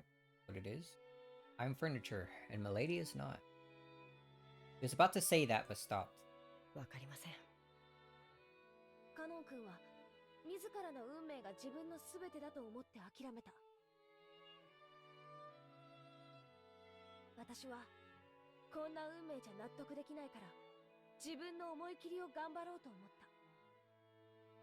だから後ろ宮家のお嬢様をやらなければならない窮屈な自分と自分の好きなことに精一杯な自分というもう一人を作った。もう一人の Besides, 自分。 another me. For you. カノン君は自分のことを家具だからと言い聞かせてきた。そう言い聞かせなきゃならない辛いことがきっとたくさんあったんだと思う。それについては本当に気の毒だと思う。でもそれだけでカノン君の人生を全て決めちゃうなんて、私はそんなの悲しいと思うんだよ。人はさ、自分の中に自分が本当に好きになれるもう一人の自分をいつでも作り出すことができるんだよ。現実逃避とかとは違うぜ。そのもう一人の自分でいるとき、私は最高に生きているって実感できる。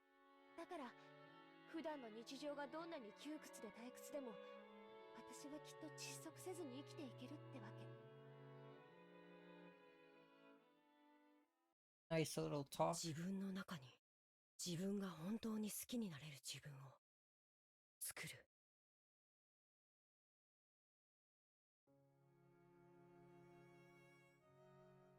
Make another me, one that isn't furniture. The relationship with George Sama has Shannon given birth to another self that isn't furniture. And did this other Shannon seeing something that cannot be seen by furniture?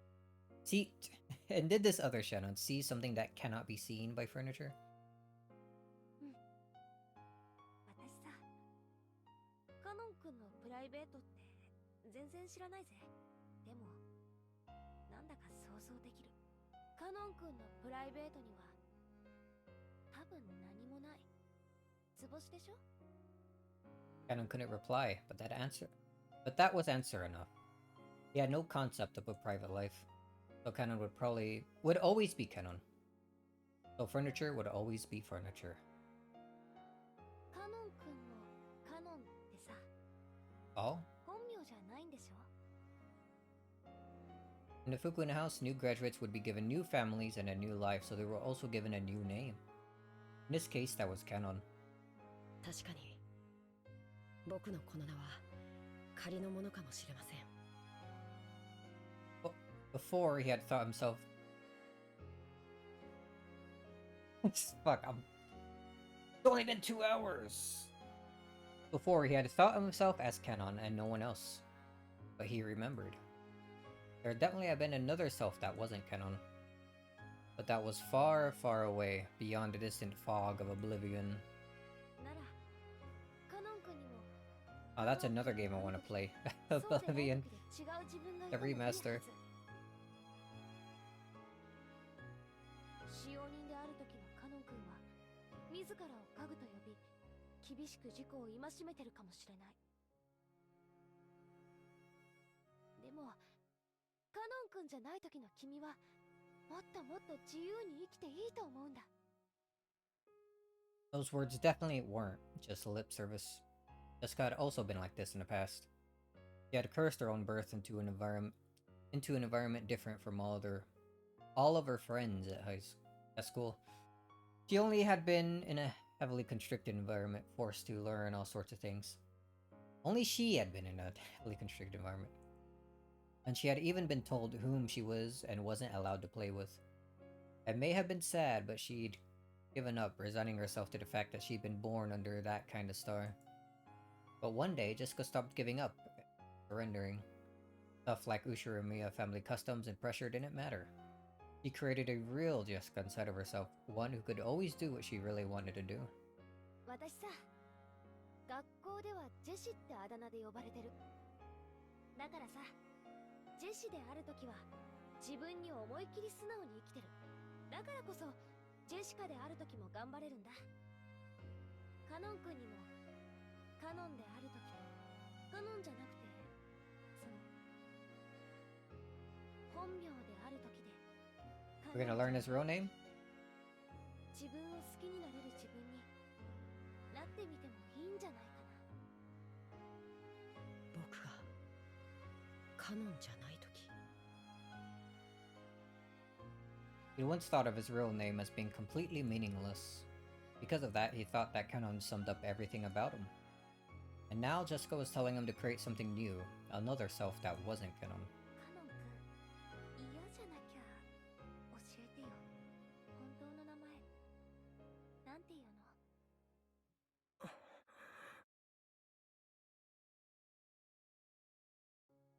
He was silent for quite some time. Maybe Kennon's real name had risen up to the tip of his tongue. After hesitating for a long time over whether he should say it, in the end, he swallowed it back down. Oh, come on, dude. 忘れました。僕の名前など、もうどうでもいいことです。Those words contained a faint rejection. 僕が本当は何という名前であったとしても、今ここにカノンとしてあることだけが現実。過去など何の関係もない。作られた家具の材料が元は何という木の幹であったかなんてどうでもいいことと同じです。だからよせって。家具じゃないんだぞ。君は人間だぜ。僕は人間じゃない。 Oh. Cannon clearly voiced his refusal. It was with a rage that he normally didn't show. Just couldn't say anything back and was struck silent. お嬢様は人間です。だからどんな生き方をしようとも自由で、どんな未来も可能性もある。それはまるで翼を持ち自在に空を舞う鳥のよう。So can't shut up, guys. でも僕がたとえ鳥に見えたとしてもアヒルに過ぎない。Ducks can fly, though. アヒルに翼はあっても飛ぶことはできない。 A domestic duck can't fly? なのに空の夢を語るなんて、そんなのは残酷すぎる。家具だのアヒルだの、なんだってんだよ一体。いや、Jessica had unconsciously gone along with Cannon's forceful manner of speaking, but she realized that she shouldn't fire back and swallowed her words. 私は君のことを何も知らない。生い立ちも知らないし、その苦労も知らない。だから君がどうして自分を家具だなんて言い出すようになったのか想像もつかない。でも知って、君は家具でもアヒルでもない、ちゃんとした人間だぜ。使用人としてのカノン君が家具だと言うならそれでもいいよ。でもならカノン君は家具でない時の人間の時の自分を作ってもいいとは思わない？そんな可能性を抱けるのは僕はそうじゃない。僕には未来も可能性も見るべき夢もない。だからお嬢様、それ以上残酷なことを言わないでください。なんでだよ、なんでそんなことを言うんだよ。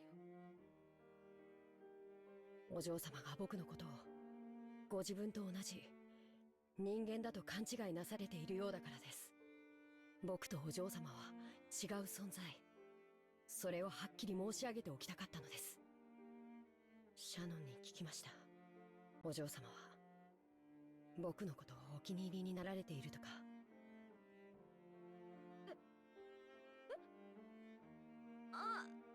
いや僕は人間に限りなく近い姿をしています。だからシャノンのように自分を人間だと錯覚して一時恋愛の真似事をすることもできるかもしれない。でもそれは自分を騙しているに違いない。いえ、お嬢様を騙すことにもなるのです。シャノンとジョージ様も必ず破綻する、その日が訪れることをシャノンだって理解しているだろうに。バカなことを。バカだってことはないだろ。そりゃジョージ兄さんは立派な人だし、両親の期待も背負ってる。確かに結婚とかになればエヴァおばさんがいろいろと口出しをしてくるだろうし、まあその前途は多難だと思うぜ。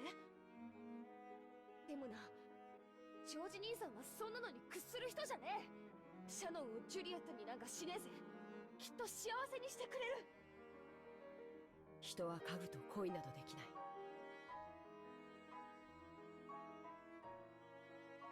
Likes him, but she also admits to know nothing about him. Is so lonely. You could fix her? I don't know if you can. You specifically. お嬢様が家具を愛することができても、僕にお嬢様を愛することができないと、そう申し上げた。Yes. Those words of Kennon's crushed all of Jessica's bittersweet feelings from that day. There was no way her emotions could have predicted that she'd be refused so bluntly. In an instant, she lost the willpower that had led her to try and unravel something stubborn in Cannon's heart. And before she knew it, standing there in shock. お嬢様が僕を好かれているという気持ちが、僕の思い上がりによるものなら、どうかお許しください。いや、まあそこは否定しねえぜ。ありがとうございます。え？僕を人間だと思ってくれて、ありがとうございます。そのお気持ちだけで、僕は本当に嬉しいです。そして、それ以上は、僕には残酷すぎるから。いや、もう十分だぜ。悪かったな。Jessica recklessly scratched at her head and spoke, trying to force her voice to sound bright. 私一人がいろいろ先走っちゃって迷惑かけたよ。正直ごめん。貴重な休みを丸一日振り回しちゃって本当にごめん。いえ、僕も楽しそうなお嬢様が見られて嬉しかったです。じゃあ今夜はこれで終わりにしようぜ。私も部屋に戻って消灯しないとまた母さんに怒られちまうよ。そうされた方がよろしいでしょう。おやすみなさいませ、お嬢様。うん、おやすみ。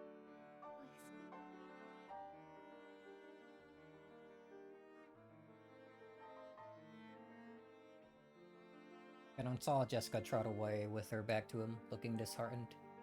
But then she suddenly broke into a reckless dash and disappeared into the direction of... As he watched her back, just for an instant, Cannon was tormented by the feeling that he just made a huge mistake. But he hadn't made a mistake at all.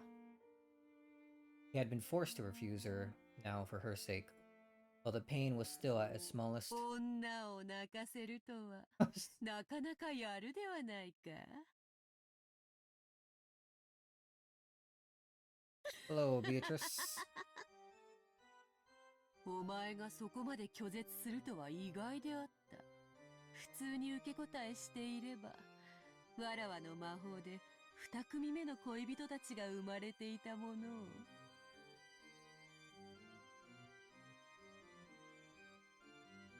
いつからそこに。The entire time, probably. 最低なやつだな。When he turned around, the witch was suddenly there.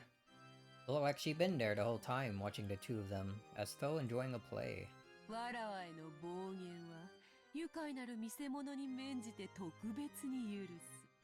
男と女のこじれ合いに勝る見せ物は千年を経ても存在せぬな。わらわにとっては何よりも甘美な止められぬ快楽よ。You tried opium before? Cannon pulled the butterfly brooch out of his pocket. It was the manifestation of great magic the witch had bestowed. Without hesitation, Cannon slammed it against the ground and stomped on it. Wow. ほ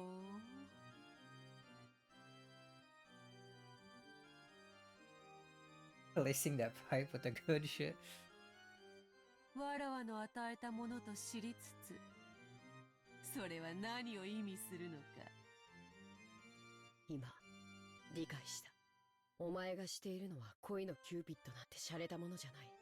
お前は結ばれぬ者たちに恋を見せてたぶらかして楽しんでいるだけの悪魔だ。そう思うも自由よ。わらわが力を貸した人間の多くはお前と同じようなことを口にする。ほうけるな。お前はシャノンを憐れんで力を貸したんじゃない。恋に胸を焦がすシャノンの心の隙をついて自分を封じていた鏡を割らせた。しかもそれだけじゃない。その末路まで想像がついていてもてあそんでいる。違うか。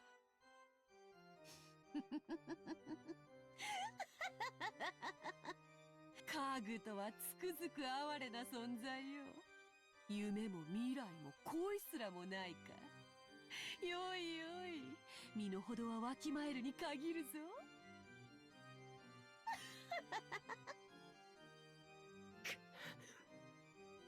ジェシカの心にはお前が察する通り淡い恋心があった。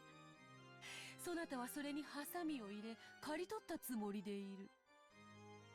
だが知っておるか、木は You know. 勝手に茂らせたものより枝を間引き剪定したものの方が太い枝をつけるというぞ。シャーノンとジョージもやがては結ばれ得ぬ恋に行き詰まり、わらわ好みの大きな果実を実らせるだろう。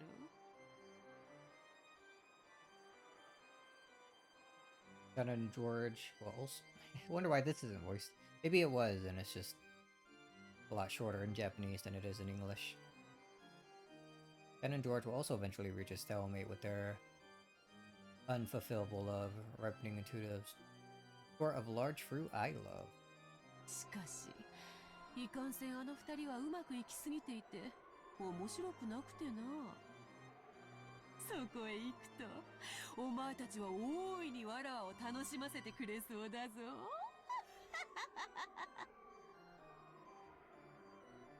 Which laughed. Even though she had known the two could never be together, she had lent magic to bring them together. However, they couldn't escape the fate that prevented them from ever being truly joined. The witch knew that. Even if they were joined, Shannon and George, Canon and Jessica would eventually break up. They would wander through an endless desert in this hell of love, tormented by an eternal thirst. わらわがその力を対価なく貸すことがあるとでも、恋に手は貸そう。その対価はやがて必ず訪れる二人への過酷な運命の干渉料としていただくわけよ。これに勝る見せ物は1000年経っても存在せぬ。金像を見るがいい。His face. 恋の味を知り楽園を追放された哀れな老いぼれの末路を、死んでも死にきれぬさながら亡者のような生き様を見るがいい。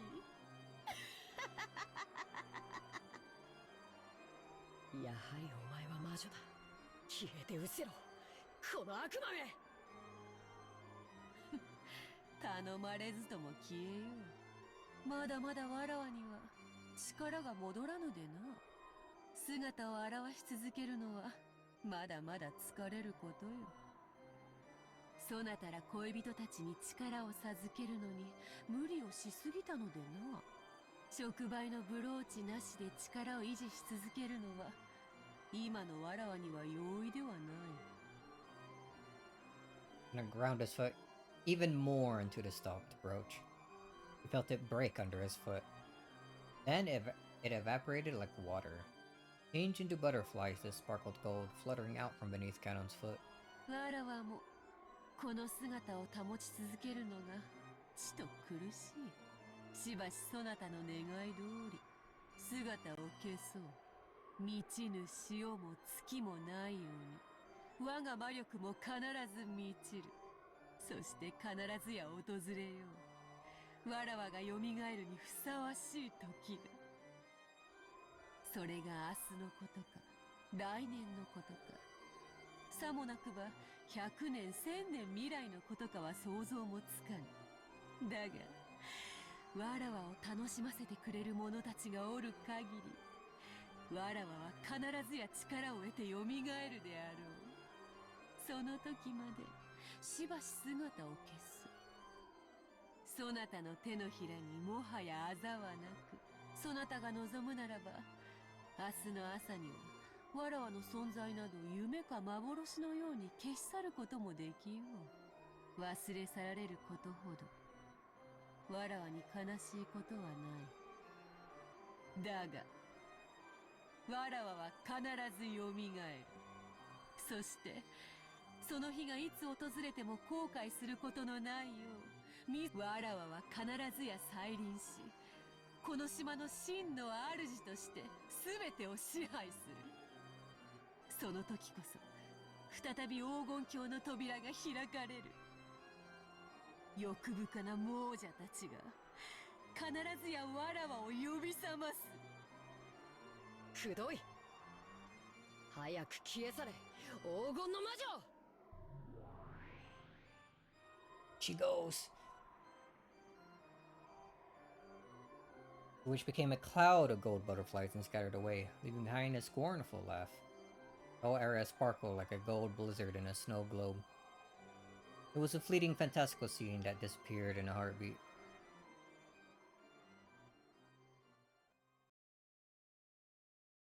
Which could no longer be seen. However, it kind of felt like he could still hear that shrill and pleasant laugh.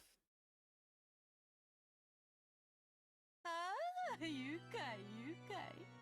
Back again after she left. なぜに久しぶりの人の世はこうも愉快なのか。恋に狂え、黄金に狂え、そのどちらにも狂わぬものなど人間にあらず。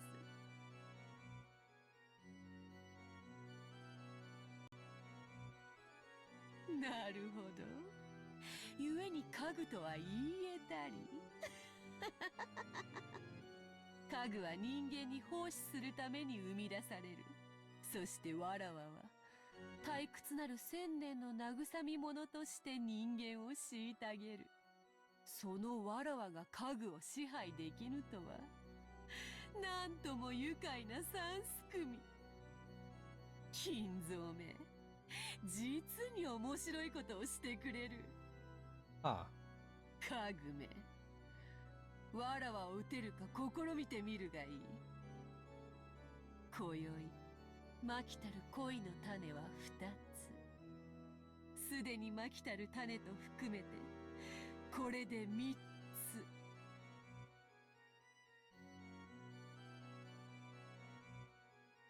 ベアトリーチェ、なぜに私を一人この苦界に置き去りにしたのか。私は憎い。これほどまでに恋焦がれているのに答えようとせぬお前を永遠に憎む。親方様、それ以上のお酒はお体に障ります。南條先生からもご注意を受けておられるのでは。黙れ源氏。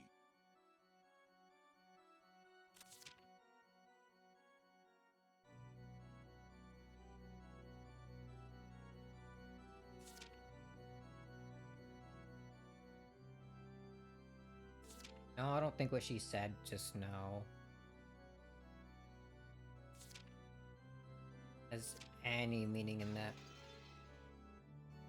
Silent! Let me お drink! 前にはわからぬ。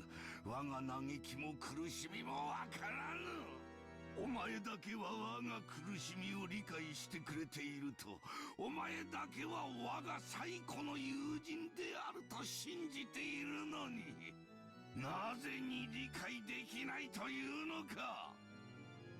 おー、ベアトリーチェ。なぜ私だけを置き去りに。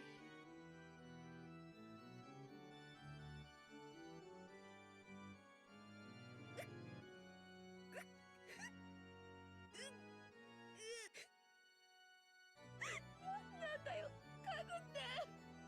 わけわかんねえよ。Oh. おお、おいたわしやジェシカ様。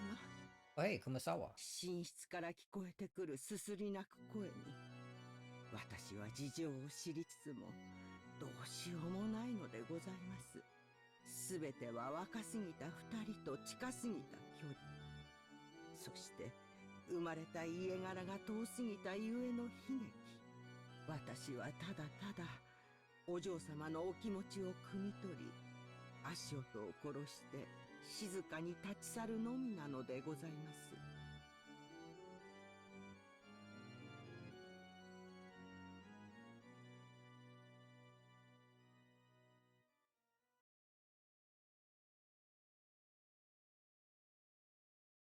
Oh, man. So, the next day starts. Oh? Out having a fancy thing with George again? Nice date? それってどういう意味ですか、ジョージさん。言葉通りの意味だよ。僕はまだ自分の城を築き上げてない。それができて初めて僕は一人前になれたと思えるんだ。その時君と結婚したい。それはでもそれじゃもう僕の心が許せないんだ。だから君に婚約指輪を贈りたい。婚約。 You were tricked. There's no murder mysteries anymore. It's just 7 episodes of love stories. You're now odd. How could I be tricked, dude? I need something to go bad. Go horrible. でもその It's too happy. 私家具ですし。そうだったね。じゃあ家具は人の言うことを聞かないとね。今君に送るのにふさわしい指輪を作らせてる。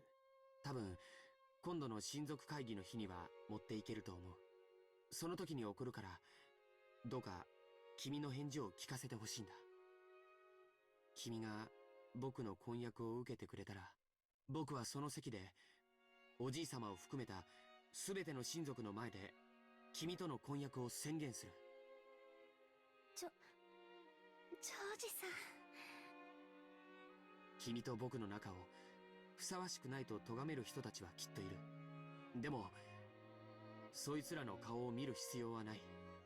君はその瞳の中に僕だけを満たしていればいいから。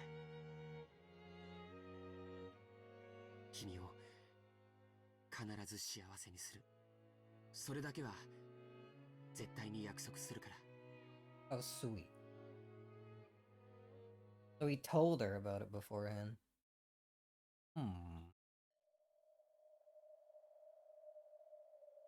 Yo, Beatrice, back again? どのように実るのか。熟れに過ぎて腐り落ちる果実の駅に黄金の蝶たちは舞い降りる。今より収 What is this 穫の song? 日が待ち遠しい。宴の時はまだか、まだか。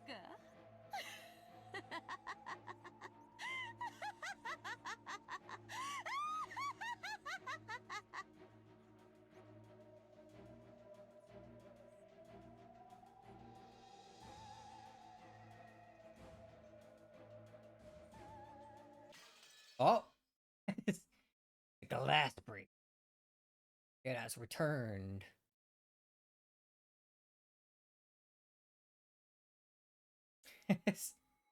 The first day, October 4th, 1986.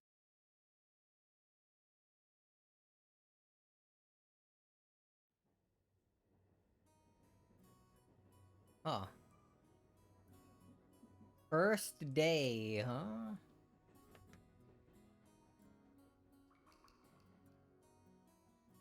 Conference time, baby. But alright. I'm a bit confused. I'm very curious where things are going. I need to take a short break though. Stretch my legs and refill my coffee since it's basically empty again. Empty now, rather. Take a quick BRB and get back to seeing what we're in for now that we're mostly out of the, I would say, the slow stuff, I could think. Well, out of the slow intro stuff. Nice, nice. Alright then, yeah. I like to try to take a break, like, every couple hours. So this seems like a very perfect time. Alright. Go, stretch my legs. I'll be back in like 5 minutes or so. BRB.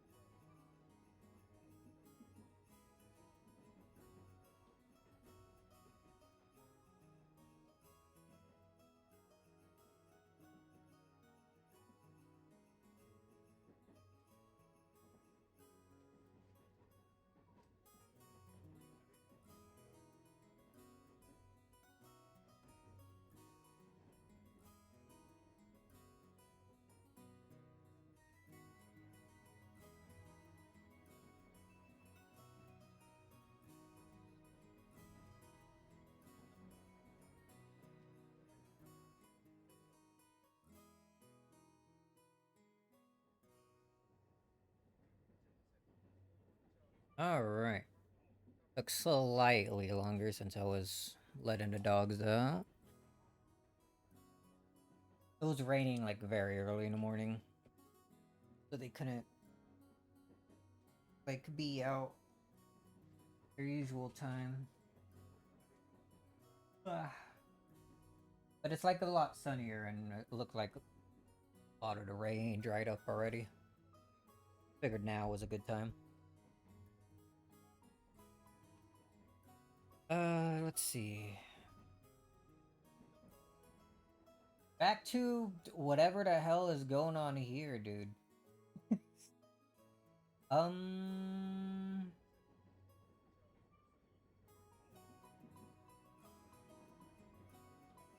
Got up, stretched, got my coffee, let the dogs out.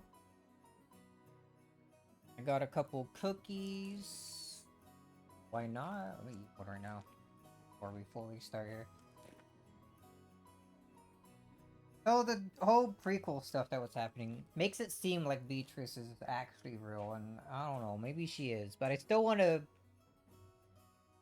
be on Battler's side where she can't possibly be real. Something's going on. But I don't know, dude. What am I supposed to be thinking after going through all of that?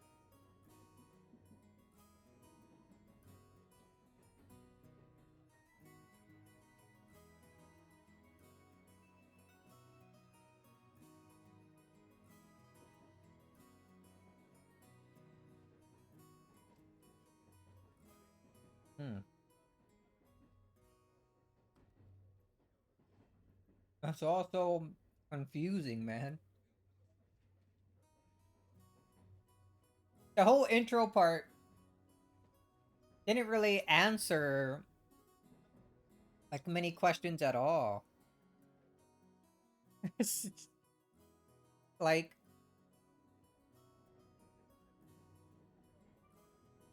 is it all there just to confuse me? Is this so? Good job. Holy.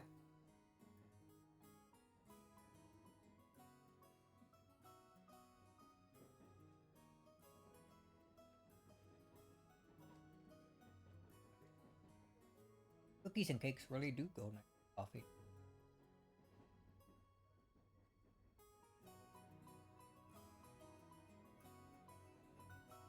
Wish I had more of that carrot cake from before.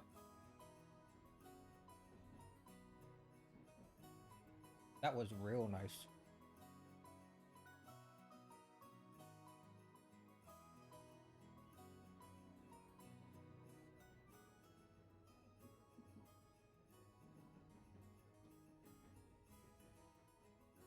I'm sure Joe must have been as equally confused as I am right now about the whole situation here.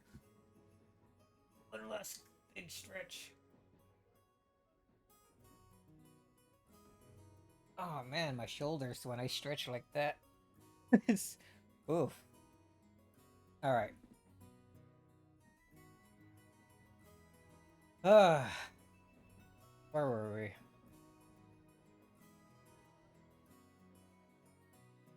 We're on October 4th. The first day.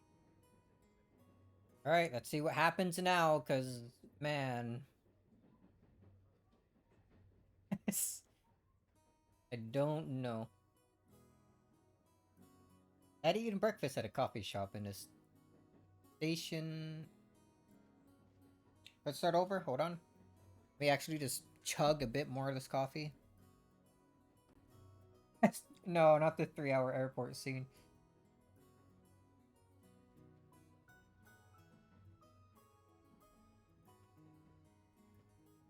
They had eaten breakfast at a coffee shop in the station building. By chance, the inside of the shop had been decorated with Halloween colors since it was October. Riyadh seemed to be awfully pleased with that. For quite some time, she talked loudly inside the train about wanting to have Halloween festival without caring that she was attracting the attention of others. Halloween is popular in Europe and America, but people aren't that familiar with it in Japan. The shopping district was colorfully decorated with orange pumpkins. But the costume parades of children demanding sweets and saying trick or treat were nowhere in sight. ハロウィン祭りがしたい。こんなお洋服やだ。魔女の格好がいい。Be a witch for Halloween. 親族会議は遊びじゃないのよ。おじいさまにお会いするんだから、ちゃんとしたお洋服じゃないとダメ。 Well, it wasn't completely full inside the train. It was really packed, with almost all the seats occupied by strangers. Marion was making a fuss among them, stomping her feet on the seat while Rosa growled at her. Rosa have warned her many times to lower her voice, but Maria hadn't obeyed her at all. Once Maria got like this, no matter how much he tried to explain the situation or calm her, she wouldn't listen. Before, Rosa used to pamper Maria and give in to her at times like this. But that had probably been a mistake. Surely Maria had gained a mistaken impression that throwing a tantrum long enough would make her mother give up and do what Maria said.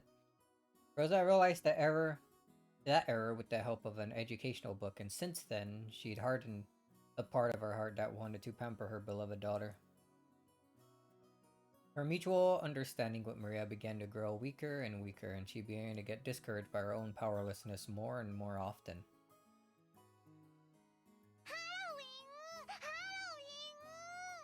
Halloween! お菓子をくれなきゃいたずらしちゃうぞ。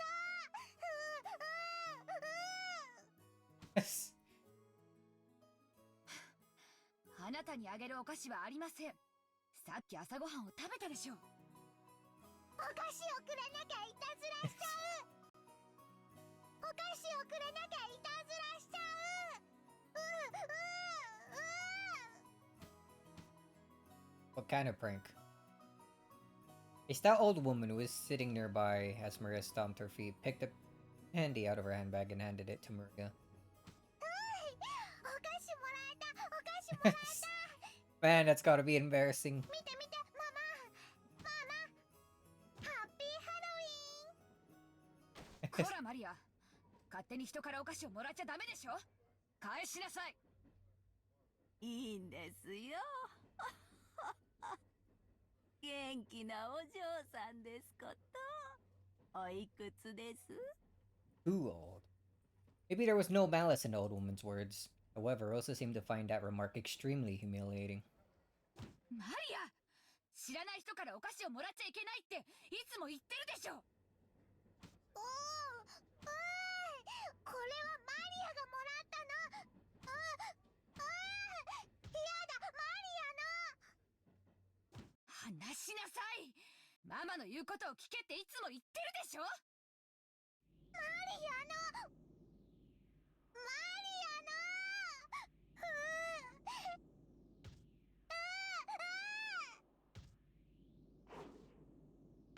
Well, その言うのをやめなさいって言ってるでしょ。 yep, all the happy stuff is gone. Back to, what I'd come to expect from this.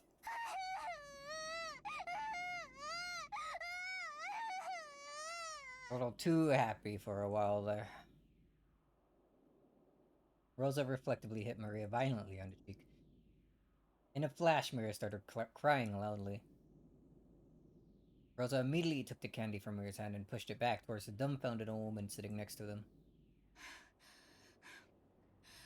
うちの子に勝手にお菓子を与えないでください。ごめんなさい。 Breathing heavily, Rosa once again held the candy out to the old woman. Forgetting flushed about what she should say for a few moments, perhaps the old woman realized that her actions may have troubled the parent and child, but she accepted the candy back, apologizing.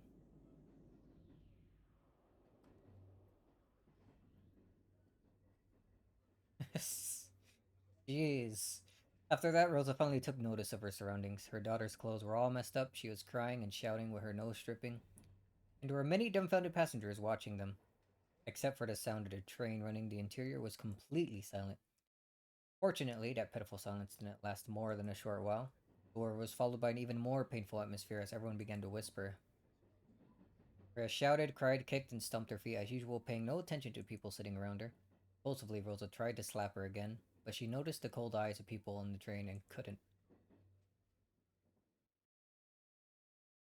The train stopped. Rosa finally Finally. Rosa forcefully pulled Maria's arm and got off, almost dragging her daughter along. Maria didn't stop crying. Rosa took her to the end of the platform and hit her cheek again. At the moment she was hit, Maria stopped crying for an instant, but before long she shouted and cried even more than before. Overwhelmed with emotion, Rosa grabbed the nape of Maria's neck and dragged her, tugging at her hair.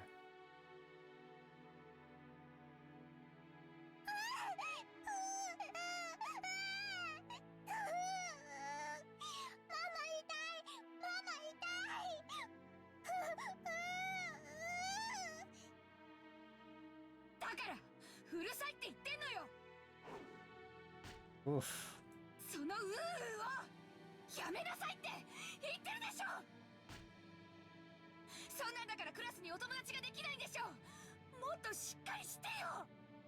なんであんたはいつまでも頭の中が幼稚園なのよ。どうしてママの言うことが聞けないの。どうしてどうして。 With those severe words, Rosa hit Maria's cheek over and over again. The more Maria cried and shouted, the more Rosa hit her. The more Marisa was hit, the more intensely she cried and shouted.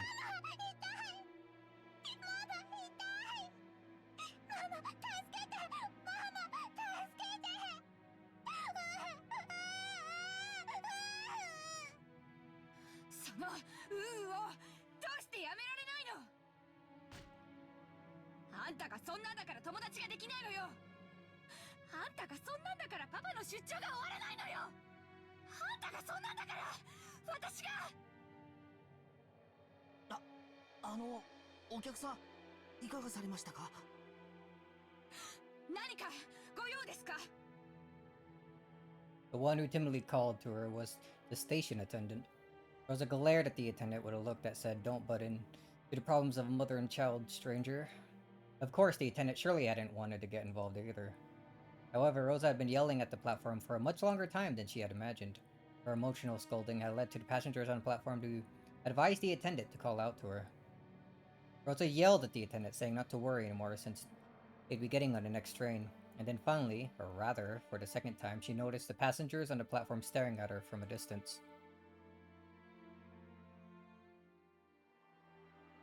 Rosa sweat slightly and felt a breeze make her sweat go cold, tormenting her.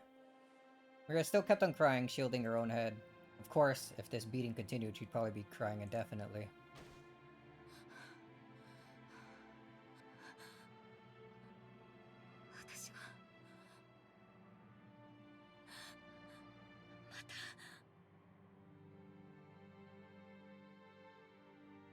As the terrible heat in Rosa's head faded, she knew she had surrendered her soul to evil again.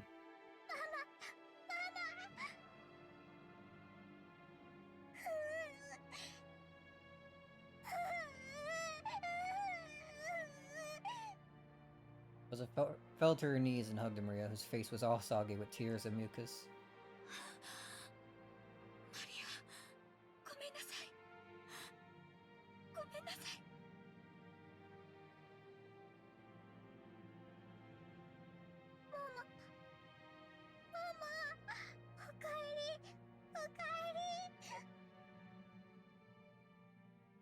Finally, Maria realized that her mother was her mother again.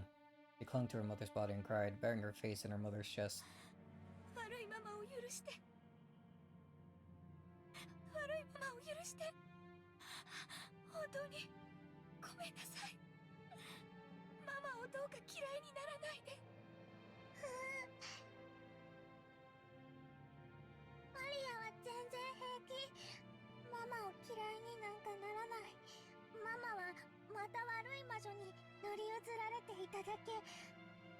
A bad witch.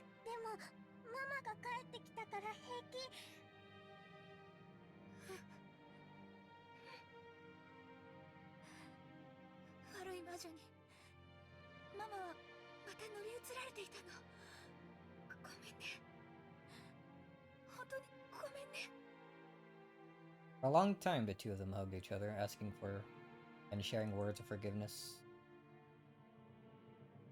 After a while, they calmed down and both moved back. After a while, they calmed down and both moved back at the same time. Maria's face and Rosa's face were both deep red after crying their eyes out. マリアはハロウィンのお祭りがしたいの？うん。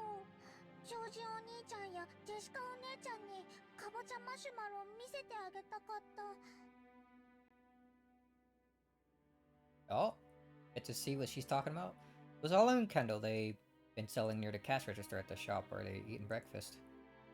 A fancy sweet that had a big orange marshmallow in the shape of a jack-o'-lantern attached to the tip of the stick. I've seen these kind of like treats before. Just a giant, like, kind of hard marshmallow on a stick.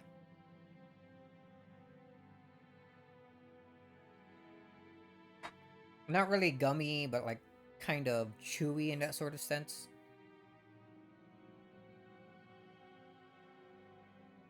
Maria had wanted it and had insistently pestered Rosa for it. Rosa had refused, saying that there was no way she could buy sweets right after breakfast. じゃあマリア、 Don't really celebrate Halloween over here. Sad. Well, I don't really celebrate Halloween much either. Probably because I'm fucking old. No, I probably still would if I was still hanging out with my friends, but they're all the way in another town. That's kind of difficult. It's a bit sad. But what can you do?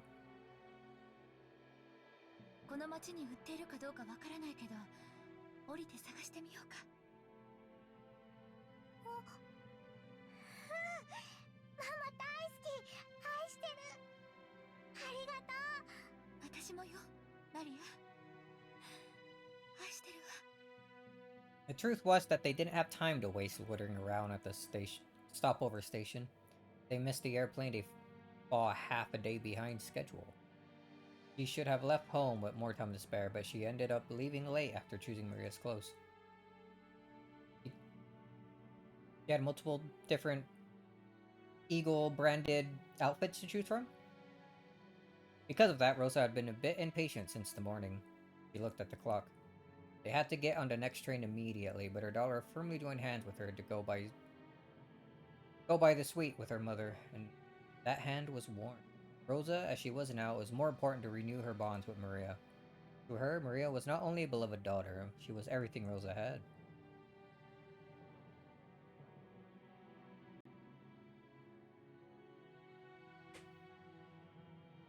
What? I don't what? Celebrate Halloween? Not really. I feel like I'm too old for that now. I'm ancient, decrepit. Fortunately, they could see a big supermarket right in front of the station. They might not be able to find exactly the same sweet, but Maria would probably be happy with a similar one. Besides, Rosa couldn't show up with a face swelled from crying. She must fix her makeup. あれと全く同じマシュマロは見つからないかもしれないけど、似たようなお菓子があるといいね。それで、いとこのみんなを一緒に驚かそうね。うん。ママと一緒に買うお菓子なら何でもいい。 Exited through the turnstiles. Turnstiles? Turntiles? Turnstills? Styles. Yeah. Why am I messing up on this word? Is that the thing that, like, rotates after you, like, scan a card or something? A ticket? You walk through it? Okay, I figured that's probably what they were talking about. I don't think I ever knew the exact name of it, though. Headed through the turnstiles of the station in this unknown town. Maria walked across the pedestrian crossing together with her mother, chuckling to herself as though she was walking an amusement park. Both faces were still deep red, but the two of them, mother and child, smiled warmly at each other without any restraint.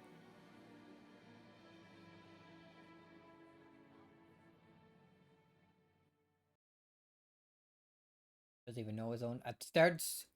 I'm sure there are many words in your language that you don't understand. That you don't know. あなた、こんなところでどうされたのですか？ Alright, so back at the mansion. Before everyone arrived.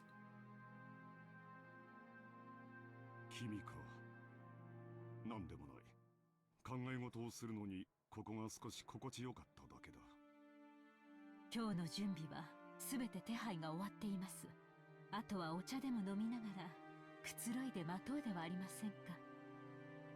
すまん。君にいつも面倒なことを全て押し付けている。どうか私をもっと頼ってはいただけませんか。私はあなたの妻です。無論君にはいつも助けられているし感謝もしている。だからこそ私は私の仕事に専念できる。 Streamer, shut up, dude. Why don't you become a streamer? And then you can speak your Go Island language.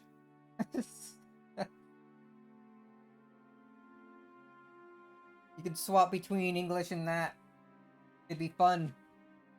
Be funny. Funny to me. Not stream with that's not true. I have fun whenever you stream the games you play in the Discord.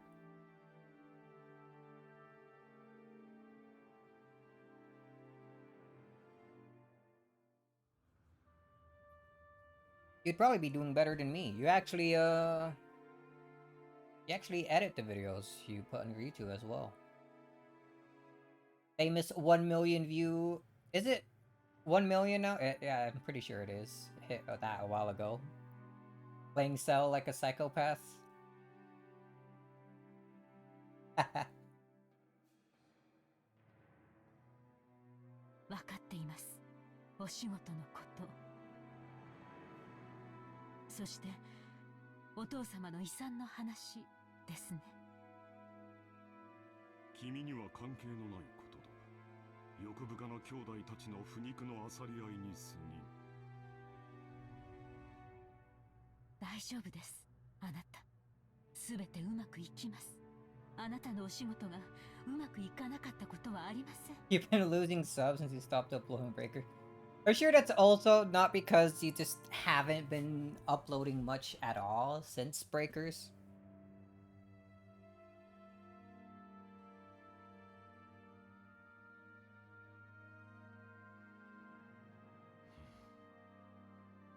Natsui softly cuddled close to Cross's shoulder. He complimented Cross on his hard work, but Natsui knew better than anyone that his work wasn't going well. It's so stagnant. I'm pretty sure it didn't start going down once he started uploading 100 line. Surely.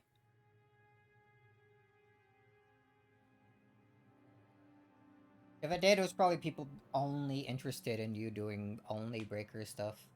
Which is probably fine.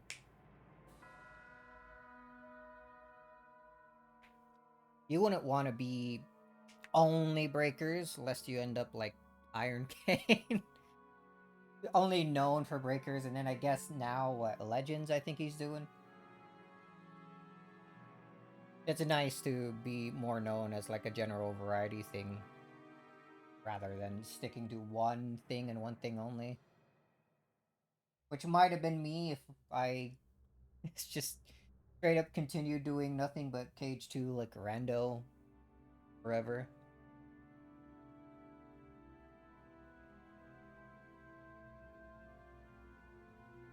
Still waiting for more golden Essia vids. Well, you heard him. Get to it. Cross's project was something like a seesaw where a large amount of money swings. Big investments can lead to massive payoffs, but like large seesaws, they tend to shake a lot while moving very slowly instead of showing immediate results. At times, it's possible to make further investments so that the seesaw inclines faster towards the side you want. Of course, you only want to do that if you are confident. Of course, you'd only do that if you were confident you'd be able to recover all your investments in the not-so-distant future. However, the seesaws Cross chose never turned out as well as he would like them to. We play when Demon finishes Umineko, we fight each other.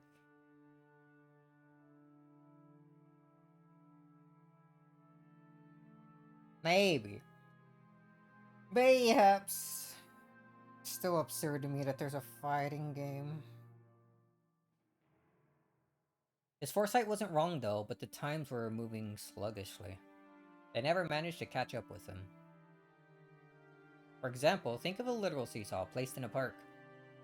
It's a really popular item, so there's always someone playing on it. I don't know. I don't know about that. And again, I guess I don't really see or go to parks often to begin with anyway. Ones I have been to, I don't think I've seen any seesaws, and if I have, I just haven't seen them in use. And you gotta wait a long time for your turn. Debatable. Let's say that one day you spotted one of the seesaws that was completely unused and you raced to grab it first and have it all to yourself. However, unless someone got on the opposite end of the seesaw, you wouldn't be able to play on it. But if lots of time passed and nobody came to the opposite end? Seesaws are popular, so if you wait long enough, a companion will surely show up. But Cross noticed something. The weather's getting worse, but nobody's coming outside to play. Seesaws are popular, but someone will surely come eventually. If he vacated this place because of the worsening weather, it would certainly be snatched away. And once again, he ended up longingly gazing from a distance at someone else having fun on the seesaw. On one side of the seesaw, he continued to wait patiently, all alone. That was Cross's project, and his current situation. 私にもう少しの勇気と自分の先見性を信じる自信があれば。 Wait, see the stage play? What a mental image of Cross sitting alone on a seesaw. Just wants to have fun. いつだって失敗はしなかった。ええ、そうです。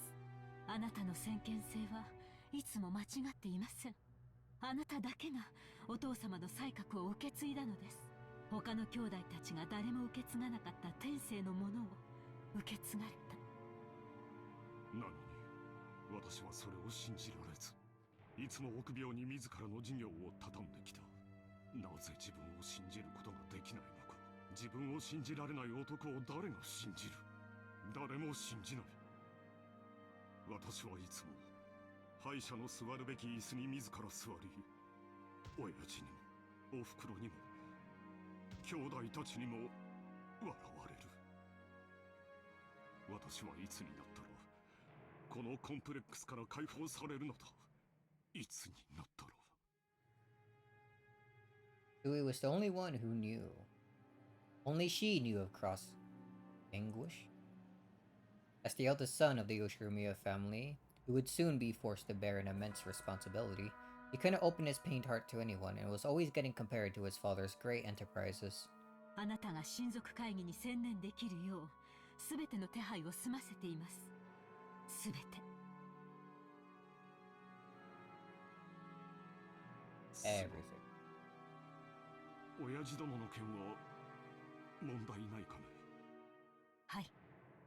Problems dealing with 源氏と南條先生は私たちの味方です。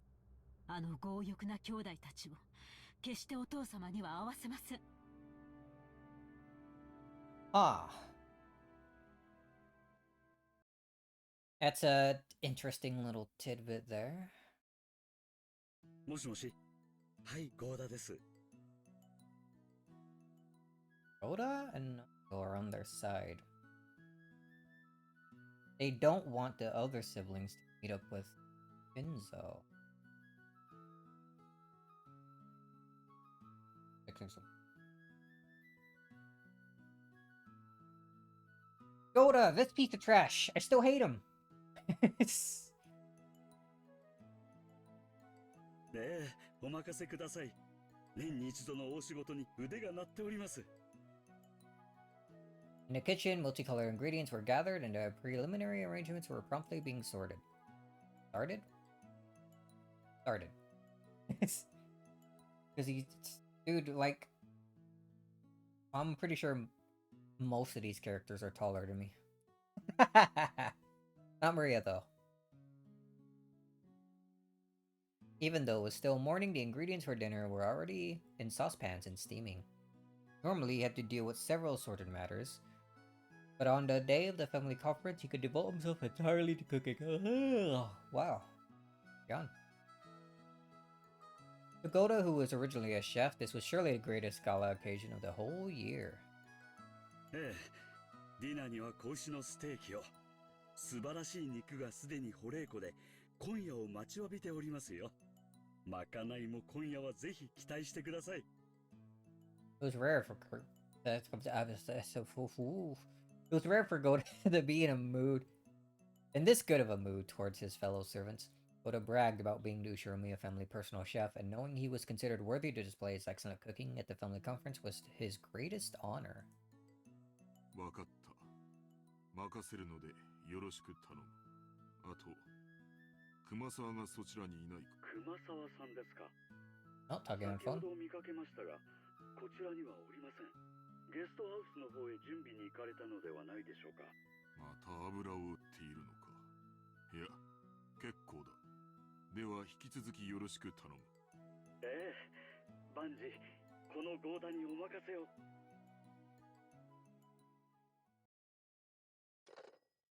And she placed the telephone back on the receiver, sighing lightly. She sighed once again, thinking of Kumasawa, who was probably hiding again, even though things were this busy. And ostentatious, what? That's a big word. Goda, who only felt like doing anything on a day when he could show off. 失礼します。ゲストハウスの各お部屋の準備が整いました。お嬢様よりお子様方が泊まれるよう4人分の用意をするようにとのご指示を賜りましたが、いかがいたし。今年は6年ぶりにバトラ様がお見えになるそうだ。お嬢様もいとこ4人で夜更かしをされたいのだろう。準備するように奥様にはお伝えしなくてよい。そうですね。かしこまりました。今夜は深夜勤で、 Oh, a そ side の shot. まま明日は早朝勤か。しんどい2日間になりそうだな。そういえば、台風が直撃するって天気予報で言っていますね。大丈夫でしょうか。台風がよほどそれない限り、場合によっては親族の皆様方のお帰りの船に響くだろう。親族会議の日程が月曜か火曜あたりまで長引くかもしれない。長丁場になるだろうが、皆くれぐれも粗相のないように頼む。シャノンは焦らぬよう落ち着いて、カノンは愛想よくご挨拶をするように。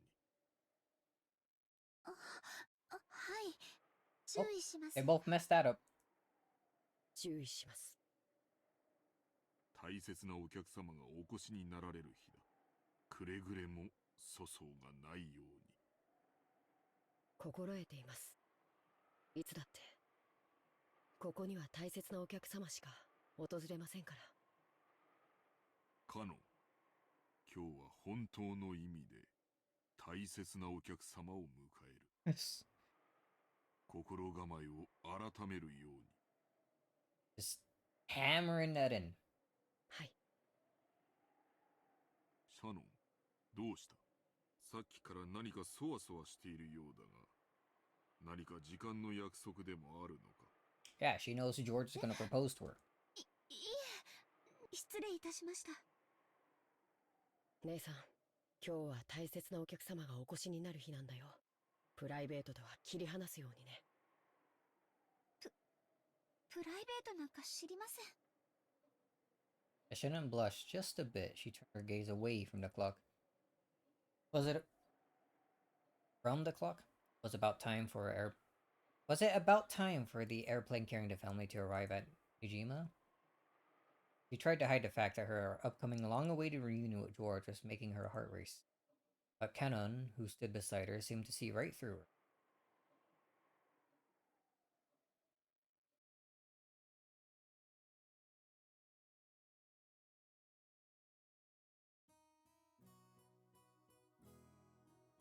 Oh, back here. シャノン、これを黙って受け取ってくれ。It's practicing in a freaking airport bathroom, dude. Inside a bathroom stall, George was practicing something over and over, taking out a small velvet box hidden in his pocket like a quick-draw desert gunman. いや違うな。シャノンは牽引力のある男性が好きなんだ。もっと馬力がある感じじゃないとダメだ。シャノン、これを薬指につけるんだ。命令だよ。Yes. ああ、左手とちゃんと言わないと右手にされちゃうかもしれない。いや、シャノンもそこまでかまととじゃないけど。ああ、でも少しは自由意志がないとなんだかその。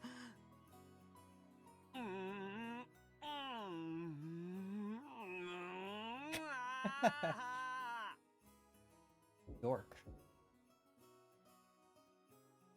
As he crossed his arms, muttering, someone knocked on the door. George was snapped back to reality. Oh, there goes gravity. お、ジョージ君、大丈夫か？腹の調子でも悪いのか？ルドルフおじさん、大丈夫です。平気です。ご心配は無用です。そっか、ならいいんだけどな。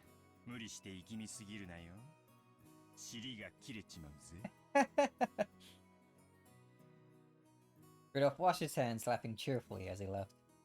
George, realizing the most embarrassing part hadn't been overheard, relaxed and felt extremely relieved. キリエ、ローザはまだ来ないのか？まだよ。遅いわね。天候調整中だからいいようなものを。これで普段通りのダイヤだったらあいつ乗り遅れちまうぜ。そしたらどうする気なんだあいつ。ローザさんだっていい年の大人よ。なんとかするわ。兄って人はいくつになっても妹を子供扱いなのね。親父だっていくつになっても子供だけどな。だと？俺が子供ならおめえは赤ん坊じゃねえか。ほれほれ、バトラちゃん、高い高い。やめろ、くすぐってやめ。親子ってより悪ガキ仲間って感じね。ほら、いらしたわよ。おお、餃子さんやないか。マリアちゃん、久しぶりやの。久しぶり。マリア、お久しぶりです。でしょ？言ってごらん。お久しぶりです。そうや、よく言えたな。ご褒美に飴玉あげような。Oh, candy? あれ、どこにしまったんや。ローザさん、お久しぶりです。マリアちゃんもお久しぶり。ご無沙汰してます、キリエ姉さん、秀吉兄さんと。あら、バトラ君？ Don't give her candy. Rosa's gonna freak out again. 大きくなったわね。Oh no, true. いやー今日は会うたびに言われてて恥ずかしいっすよ。おう、ローザ、遅かったな。飛行機がダイヤ通りだったらギリギリってとこだったぜ。ごめんなさい。列車の接続がうまくいかなくて。何？また天候調査中なの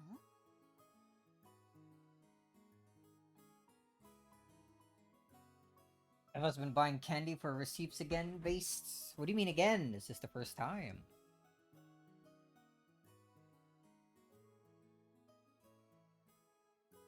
ぼやかないぼやかない。船で6時間も揺られるくらいなら飛行機でほんの30分の方がずっとマシよ。Already forgot episode 1. Oh, I remember. But this wouldn't be again. This would be the first time. You who doesn't remember. たとえ1時間余計に待たされたって全然早いんだから。あれがマリアなのか。大きくなったな。成長期か。前に会ったのは6年前？それは変わるわよ。女は心変わりがあれば、たった一日でも生まれ変わる生き物よ。Really? Rhea noticing a big man she didn't recognize. Big man? Didn't recognize mixed in among with the relatives, hid behind Rosa's back and glared at Battler.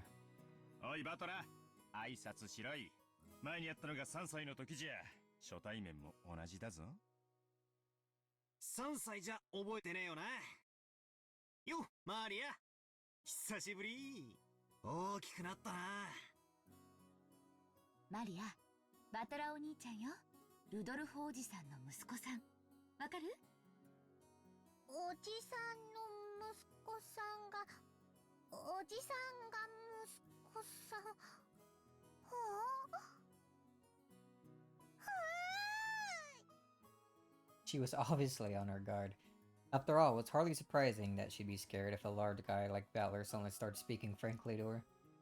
Battler noticed that as well and thought the various ways he might approach her. Then he spotted the candy she had in her hand.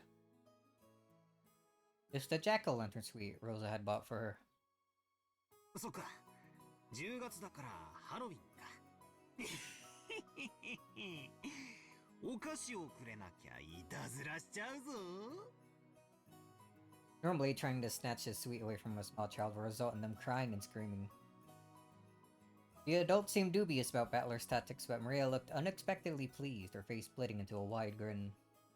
ハロウィン、ハロウィン。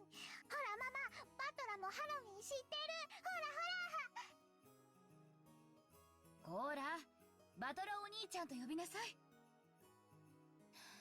ごめんね、バトラくん。I don't remember this happening in episode 1. The Halloween candy thing. Did it happen?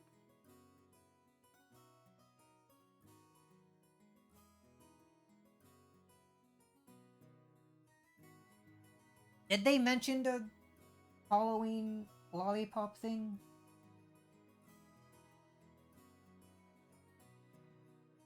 Guess I just have to replay it. No, dude.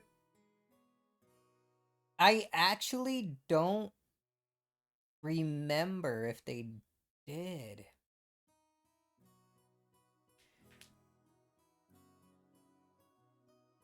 Hmm.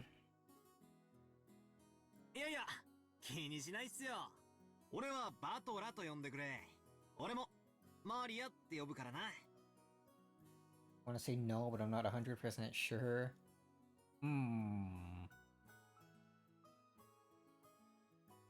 I almost want to just go back and like check by starting episode 1 again. Maybe before we end stream if I remember. Or if I'm reminded. I'll go check that out. Because if not, that'd be interesting. I don't think it would mean that much. It'd be interesting though. Not? ほらマリア、ハロウィンだぞ。お菓子をくれなきゃいたずらしちゃうぞ。お菓子をくれなきゃいたずらしちゃうぞ。 That is definitely...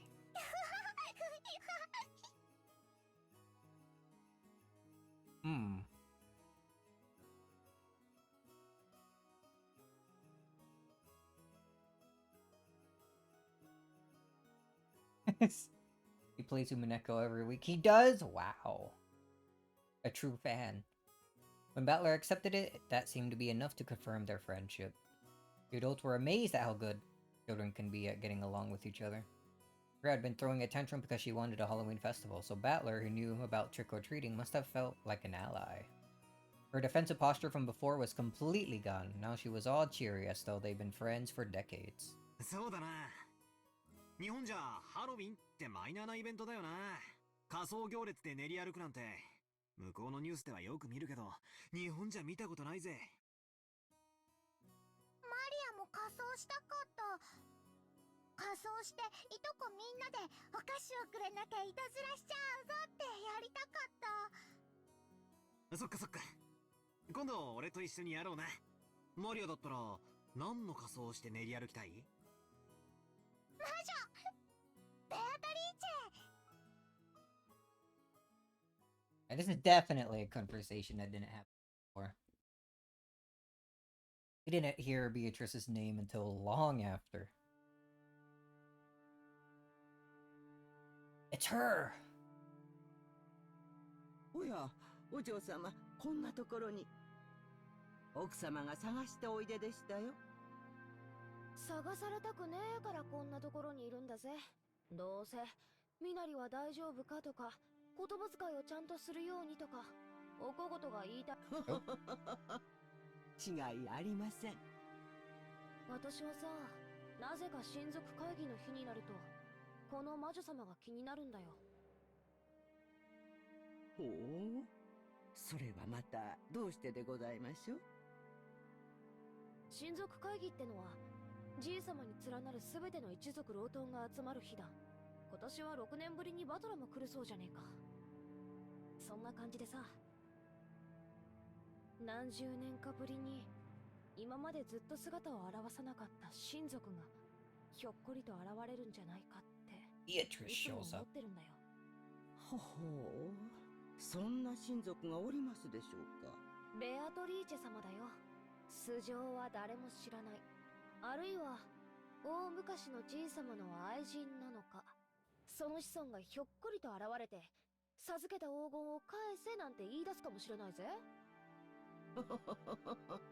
クラウス様たちは親方様の遺産問題で今年こうも魔女の黄金の話で盛り上がっては、黄金を与えた魔女本人がそろそろおいでになってもおかしくありませんね。熊沢さんはさ、辞めたり勤めたりと忙しいけど、源氏さん並みに昔からここに出入りしてるわけでしょ。ベアトリーチェのこともっと知ってるんじゃないの。さて、どうでしょう。Who knows? 思い出そうにもこの老いぼれ、今朝の朝食すらも思い出せませんので。熊沢さんはいっつもそういう言い方で逃げるけど、何か知ってそうなんだよな。Ashram's old and decrepit like Kumasawa. 知ってて物陰で笑ってるみたいな Getting 陰湿な bones. 雰囲気が時々するぜ。Not wrong. これは手厳しい。隠し事など何もしておりません。私から申し上げられることは、ベアトリーチェ様は黄金の魔女であられて、この島のじい様の受け売りか Across the よ。 island at night. 給料もらってるとはいえ、じい様の妄言に付き合うのも大変だな。ただ、これだけは申し上げられます。何？六軒島は太古の昔、小豆島と呼ばれて恐れられてきました。Ishima.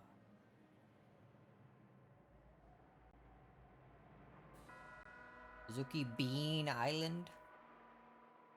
小豆は悪食がなまったものと言われ、本当は悪食島と呼ばれていたのだと漁民たちの間では伝えられておりました。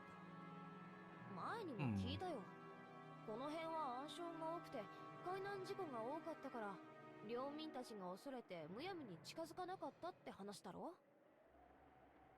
悪食島には悪霊が住み着いていて、太古の昔から人々の魂を喰らい続けてきました。この島に関わり命を奪われた人間はあまりにも多いんです。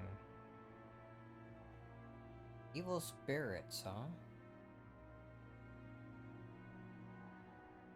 Is that maybe why Kenzo's room is the way it is? Like with the scorpion doorknobs and whatnot? Making it hard for spirits to get inside?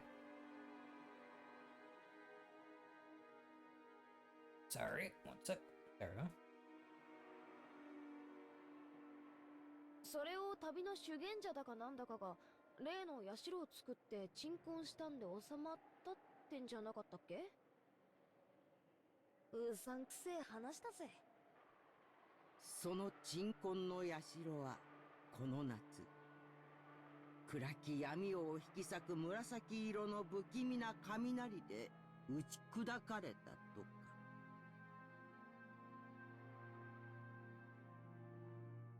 熊沢さん、その話好きだな。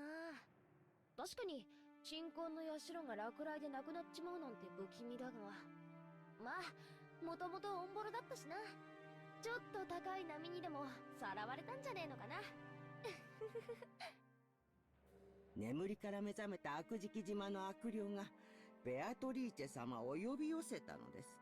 The unnamed monk truly is the unsung hero of Umineko. Is he in the fighting game? But if that was Maria's dad?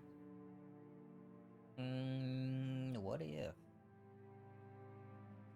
もしベアトリーチェ様が親族会議に訪れられるようなことがあったなら。あったなら Masawa fell silent for a moment. Jessica was pressing her to keep going, so that gap felt strange and eerie. When Kumasawa noticed that she had Jessica plenty scared with her silence, she grinned broadly. はてさて、どんなことになるやら。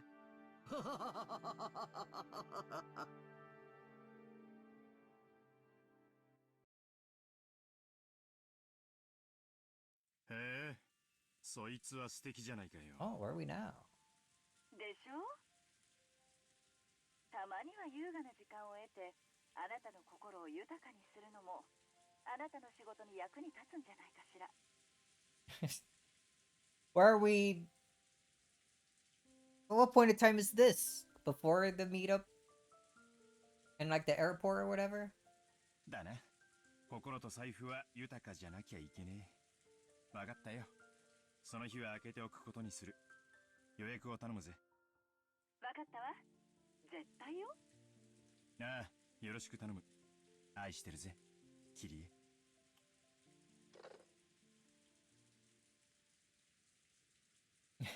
Back to flashbacks.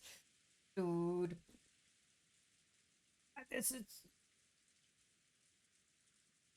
jumping around too much. It's hard to keep the timeline, like, correct, dude. After kissing the receiver, Rudolph hung up. Before his seat, there were several executives with their sleeves rolled up, eagerly awaiting the end of that phone call. すまん、待たせたぜ。アメリカから連絡は来たか。はい。外線にデイル渡辺弁護士からです。デイル。おつなぎします。結局のところ、感触はどうなんだ。それが一つ芳しくないようでして、先方は裁判をも辞さないつもりのようです。やっぱりごまかしきれねえかな。繋いでくれ。わかりました。すぐに。The executive ordered that the external line be transferred to the secretarial office. At once, the phone in front of Rudolph rang. もしもし。ハローハロー。お待たせしました。後宮です。どうもどうも。いかがですか、そちらは。Hello, President 後宮。挨拶は抜きで本題に入りましょう。いいニュースと悪いニュースがありますが、どちらを先にしますか？悪いニュースが先がいいな。デザートがないと頑張れないたちなんだ。わかりました。悪いニュースは先方が東方を告発する準備に入ったということです。No one, what the fuck is going on, man? It's been me this entire time so far, dude. つい先日、類似した裁判で原告が圧勝する判決が出されました。被告側も当方が主張するのとほぼ同じ内容で論戦していたのですが、全てにおいて却下されました。残念ながら、このまま法廷に臨めば、当方の主張はことごとく却下される可能性が極めて高いでしょう。例の裁判、全滅だったか。うちより有利な条件だったと思ってたんだが、そりゃ辛いな。で、いいニュースは？先方の幹部と接触できました。先方に当方の立ち位置を説明し、先方のブランドイメージを侵害する意図がないことを説明し、理解を得ることができました。先方は近日中に条件提示を行い、それらの履行が行われるなら告発を見送ると約束しました。感触は？取締役会のナンバー2による発言です。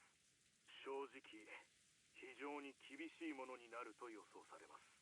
当方の想定では避けられないものとして、社名変更、ブランド名変更、交渉の余地のあるものとして若い金額、うちに潰れろと一言言やいいのに、周りくどい奴らだぜ。先方は近年2代目社長に交代したばかりで、当方が徹底抗戦した場合、現社長に失点を与えたい勢力が何らかの利的工作をしかねないと懸念しています。そのため、先方トップも本件を速やかに解決したいという思惑があるようです。そのため、迅速な和解のために多少の条件緩和を引き出せる余地も残っているかもしれません。いずれにせよ、とんでもねえ金が必要になるか。その覚悟は必要です。そして、それでも懲罰的賠償金よりははるかに安い。Therefore, more than anything else. ありがとう先生。また進展があったら連絡してください。先生は高級鳥だからヨタ話もできねえ。サンキューサンキュー。Goodbye. Rudolph hung up the phone. The executive sitting in the reception seat seemed to have guessed at the contents of that discussion. 聞こえたか野郎ども。まあそうじるとだ。金さえ積みや堪忍してやるぜってわけだ。あとは金の高だけを争点にすりゃいい。しかし社長、渡辺氏の示した和解金の想定額はあまりにも膨大です。それだけの余裕はありません。こんなことになるって分かってたら高くかなんて始めんじゃなかったぜ。 He didn't kiss the receiver. True. Why only for Carrie? 3年しのげれば資金的危機は脱出できる計算でした。まさかここで刺されるなんて本当についてない。ホップステップジャンプのステップでこけちまったんだもんな。泣けるぜ。メインバンクから金を引っ張るしかありません。銀行はまずいな。連中は勝ち馬にしか金を出さん。景気は上向いてるが銀行に弱みは見せられねえ。社長、妨害に資金はありますか？我々の把握していない資金です。よせやい。俺がそういう男に見えるかよ。俺の財布の中身は全てお前らにさらしてるぜ。そこにある帳簿が我が社の全てだ。なら金策が必要です。数百万ドル単位を引っ張れるスポンサーが大至急必要です。社長の交友関係で何とかなりませんでしょうか。社長 President. ああ、落ち着けてめえら。金策は俺が何とかする。お前らはガタガタせずに業務を維持しろ。金さえ積めば向こうは許すと言ってるんだ。すでに俺たちはアジアに太いパイプを持ってる。いろいろ響くだろうが取引は維持できる。要は金さえ積めりゃ全て解決できる問題なんだ。見てろ、俺が全て解決する。お前らを路頭に迷わせなんかしねえぞ。大船に乗った気でいろい。無事に解決したらお前ら全員をシャンパンタワーでねぎらってやるぜ。シャンパン？約束する。だから黙って俺についてこい。いいな。 Oh. Back to the airplane. Back to the future. Airplane suddenly shook, probably due to the turbulence. Rudolph was jostled awake. He woke in early that morning and ended up drifting off to sleep while resting in his seat. 大丈夫？まだだいぶ眠いんじゃないの？このところだいぶ仕事が忙しかったようだし。仕事が忙しいなんて大いに結構じゃねえか。俺が暇になっちまったら俺たち明日から路頭に迷うぜ。そうね。バトラ君も帰ってきたんだから二人で物乞いすればいいって問題じゃないわよ。そうだな。6年ぶりに家族が揃ったんだからな。家族水入らずで過ごせるよう課長が頑張らねえとな。When he looked out the window, he saw that the airplane had already started to drop in altitude considerably. The fishing boats, which had only looked like black grains in a short while ago, were starting to become clearly recognizable. 親父に土下座してげんこつ一発で1000万借りられるなら1ダースくらいもらっときてえところなんだがな。さもなきゃとっととお隠れになってくれりゃいいんだが散々すねをかじって今度は遺産目当てか。Never again except our daughter, but who cares? Daughter.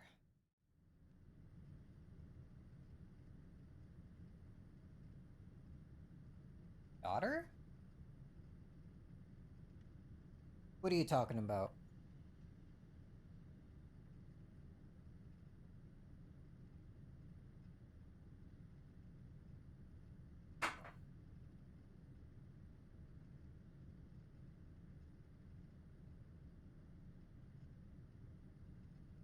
He was mentioned in episode 1 briefly.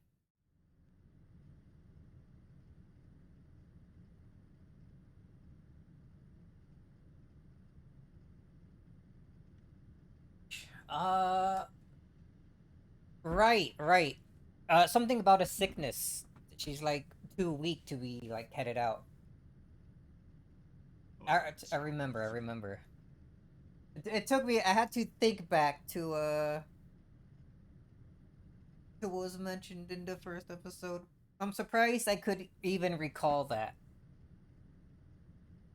You got it. He's solving the mystery. That can't possibly be an important thing, could it? Could it?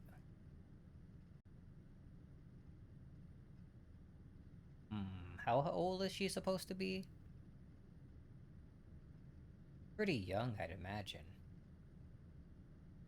I don't think it has much to do with anything. Interesting, though.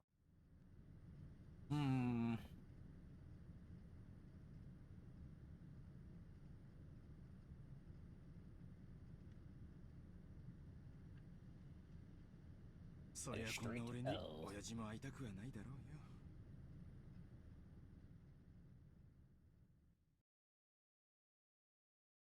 Hasn't yet?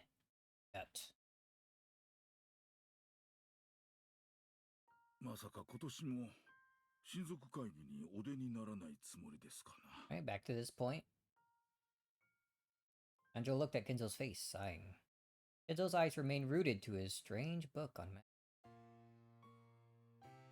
ハゲタカどもの議論に加わるつもりはない。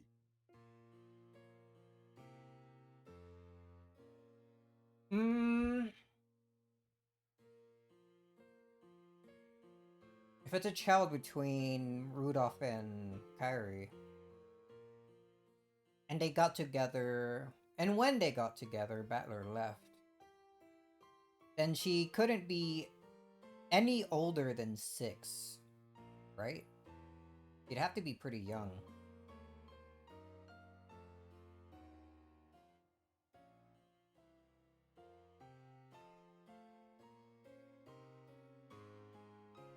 And if Rudolph is a real bastard, yeah, I was thinking, but I don't think that's it. I think that would have been easily noticeable. So it had to happen within those 6 years that Battler was living with his grandparents. That's my thoughts on it anyway. I can't imagine that would be a very important point, but I guess we'll see. Probably tuck that info in the back of my mind. 好きに我が骨のしゃぶり方でも議論するがよかろう。実にくだらぬ。やれやれ、困ったものですな。And Joe shook his head slightly. To him, children and grandchildren were lovely things. He believed watching them grow was the only way to truly enjoy old age. So Kinzo's words were very saddening to Nanjo. この部屋を出るべき時が来れば私は姿を現す。あれが姿を未だ現さぬようにな。And Kenzo raised his face, his gaze pointed at the portrait of the witch, which was respectfully displayed on the wall. Kenzo's mind didn't dwell for a moment on the fact that today was the family conference, where all of his beloved relatives would gather. It was filled only by the face of the witch in the oil painting. Never smiled except inside the portrait. Everybody knew that interrupting Kenzo when he talked about Beatrice would trigger his wrath. 私は今日、ある儀式を執り行う。それは何ですかな？儀式というよりは、博打に近い。Definitely done things with that painting.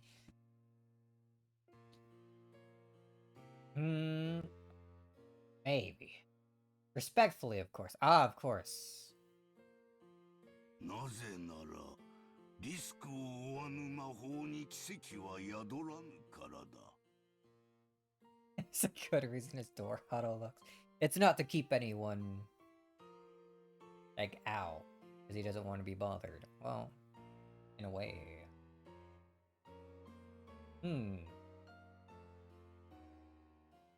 Nanjo had heard Kenzo say this many times before. You might even call it a pet phrase of Kenzo's. Kenzo apparently believed that magic and miracles could occur if you gambled your own fate with a certain amount of risk and triumph. かつて黄金のギャンブラーと言われた金蔵さんがいつお迎えが来てもおかしくないそのご A 老体で golden gambler. 一体どんな博打に挑みますやらこれは見ものですな。なるほど。研究を尽くした秘術の儀式も魔法にたけぬお前にかかれば博打呼ばわりか。まあいい。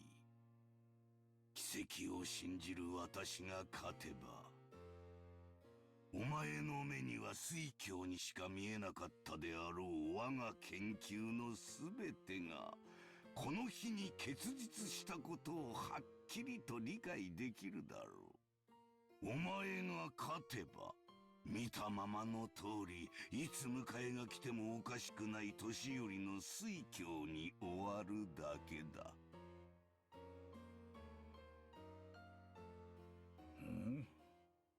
一体どんなギャンブルを始めるやら。あなたの友人としてその賭けに、いや儀式でしたか。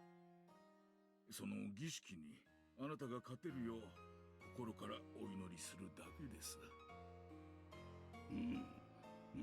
感謝する。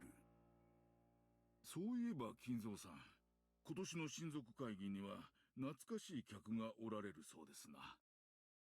A much longed for guest. 何？ Once Kenzo reacted to Nanjo's words and turned around.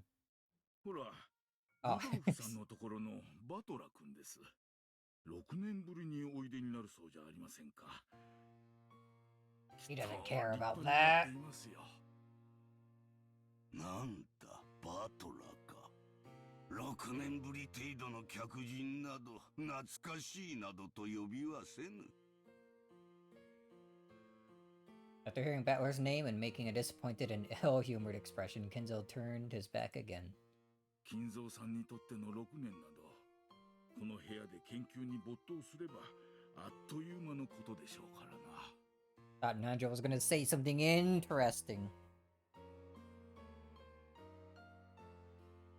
Gonna freak out if he said Beatrice was gonna be there. 本当に懐かしい客は、あるいは訪れるかもしれん。すべてはルーレットの出目次第だ。すでにルーレットは回り始めている。Did he really expect Danjo to be like, yeah, Beatrice called, she's coming over? He probably thought for like a second he was actually surprised.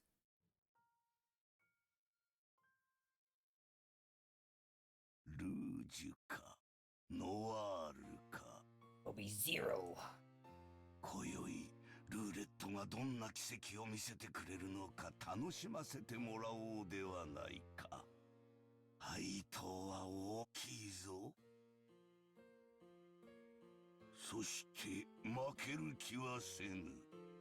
ベアトリーチェよ、我が賭けを受けるがいい。 That time, the telephone on the table rang. Piercing sound seemed to irritate Kenzo, and he picked up a receiver to preserve the silence as much as he could. 何事か。私は忙しい。源氏でございます。親族の皆様方が到着。だからどうしたというのだ。適当に茶でも出せばよい。かしこまりました。そのようにいたします。Kenzo hung up the phone rudely. Looking at that, Nanjo sighed yet again and shifted his attention outside the window. As he is now, I doubt Kenzo would pay any heed to any sort of guest. Could any guest possibly make Kenzo come out when the time comes, as he said? Kenzo had a single person in mind, but that was a guest who certainly wouldn't appear. Kenzo stared at the witch of the portrait with her impassive expression, unable to decide whether she was smiling or sad, then gazed up at the lead-colored sky.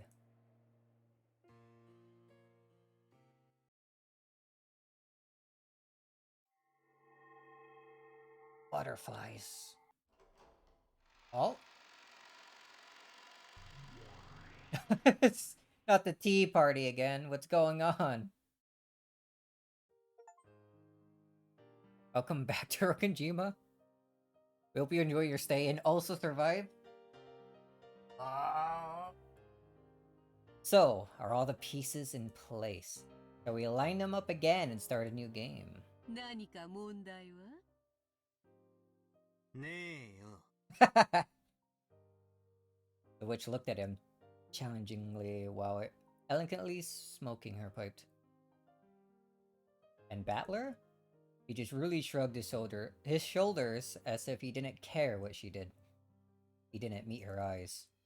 But that didn't mean he didn't intend to challenge her. Behold this music track. It showed his clear determination to never be taken in by this bastard's tricks. It was an expression of his determination to fight. まさか無策ではあるまいな。Battler has a plan. He's gonna get through this. お前の出方がわからねえ以上、策も何もねえぜ。好きに先手を取ればいいじゃねえか。もちろんそうさせていただくぞ。お前の守りをいかに崩すか、なんてで詰めるか。わらわの腕の見せどころよ。お前がどんな手で来ようが、俺はお前を信じない。その一点を俺が貫き通す限り、俺に負けはない。ってことはだ、このゲームはお前に勝てないようにできてるぜ。そうかもしれぬ。しかしな、ゲームを何度繰り返すかはわらわが決めるぞ。そしてわらわが勝ち、そなたが負けを認めるまで何度でも繰り返されるぞ。つまりこれは災難よ。そなたがわらわに屈服するまで続く永遠の災難。そなたがわらわを魔女の存在を認めるまで永遠に続く。なら、俺もお前が根負けするまで何度でも無限に付き合ってやるぜ。意地の張り合いってやつでは負けた例がねえんだ。どこぞの魔女にでも入れ知恵されたかまあよい。コタクは聞き飽きたぜ。さあ、おっ始めやがれ。さあ、始めようではないか。そなたの指し手はすでに知り尽くしておる。手の内を知られた守りなどたかが知れておる。Just move the pieces randomly. She'll never expect that. 同じ手でしのぎきれると思うでないぞ。ベアトリーチェ、一つだけ最初に言っておくことがある。なんだ。お前が何をのたまおうと自由だ。だが、俺が信じるかどうか、常に俺が自分で決める。貴様の魔法がどれほどのものだったとしても、俺の魂は屈しない。これは俺への拷問だと？違うね。ならばなんだというのか。これはお前への拷問なのさ。お前がいつ俺に屈し諦めるか。それまで繰り返される拷問なのさ。面白いかな、その例えやよし。 He's flipping the chessboard, dude. 互いを苛み合う拷問と Spinning は it. 実に面白い。さーて始めようではないか、後ろ宮バトラー。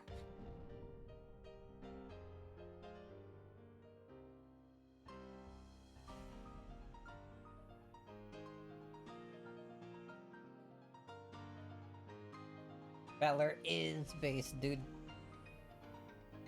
Best guy.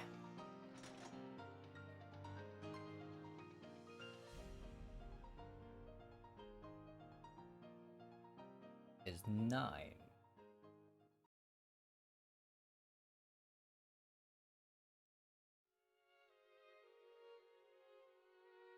Oh.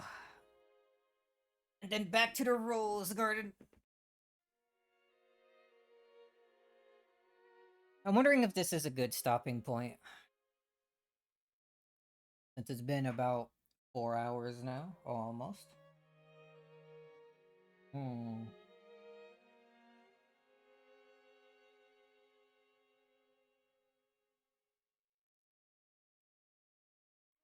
here.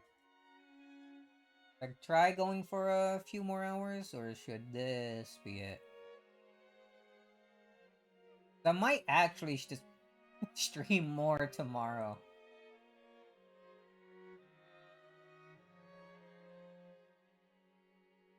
I wasn't originally, since I was gonna have some family over, but it seems like they'll be over Sunday, not tomorrow. So, we're at to start the actual conference, so sure. I'm thinking, yeah. Stop here. I like to continue, but I think I'm gonna stream more of it tomorrow anyway. So, like, we can get into the real good stuff here. Oh, man.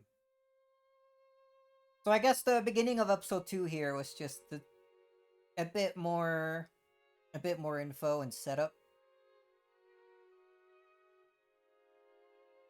And where do we go from here now?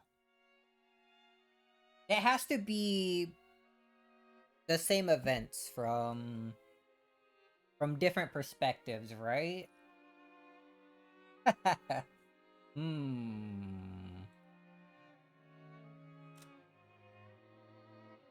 Any new tips? No? The same characters and everything?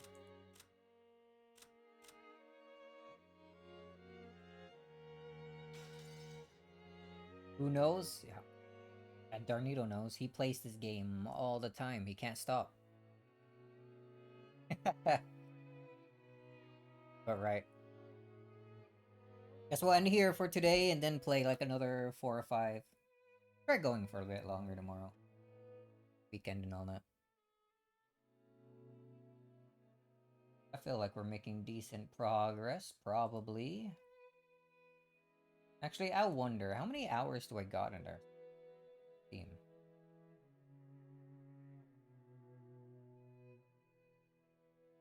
How long have I been playing this? 32 hours? The Gauntlet's on. Wow, okay. Dude, the Steam sprites for the Witch look insane, at least judging from the achievement pictures. We do hope you enjoy your stay and also survive. Only 43%? What? People... 46% for completing the tea party. 60% of people just like drop the game before completing the first episode? What the hell? Such a speedrunner. He's played it longer than he played 100 Line.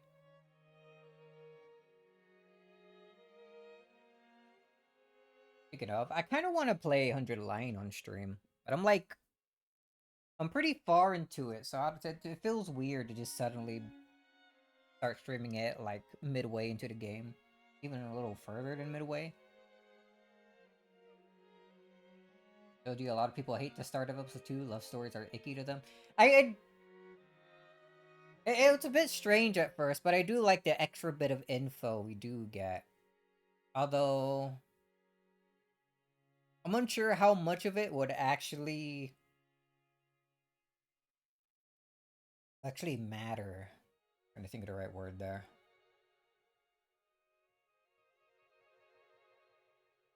An interesting start, but I don't think it helps explain much. Or like the epitaph or anything. Just some more info for like why Rudolph exactly needs the money. The date between George and Shannon. The interesting fact that Shannon broke that like mirror in the shrine. And how Shannon and Cannon both like met up with Beatrice apparently. But that can't be right. They can't have actually met her for real. Right? What actually happened if it wasn't them actually meeting Beatrice? Like the character development, lore, and child abuse. Do you have to like the last one? Yeah, interesting stuff. It was well written. Yeah, I do like how it was written.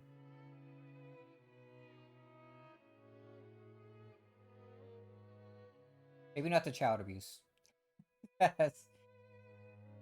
Everything else, though.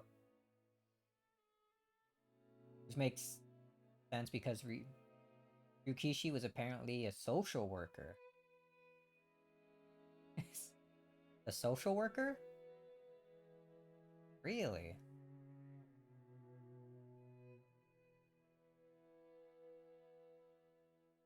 Interesting bit of lore. Writer lore? Yeah, let me put since we're gonna end yours in a bit. So we might have experience dealing with families like that. Yeah, it's not. It's written like well. Like I can see this sort of stuff like actually happening. It's like not like way out there or like kind of fake sounding. Like it seems real enough to me anyway. Which really helps with the storytelling and whatnot.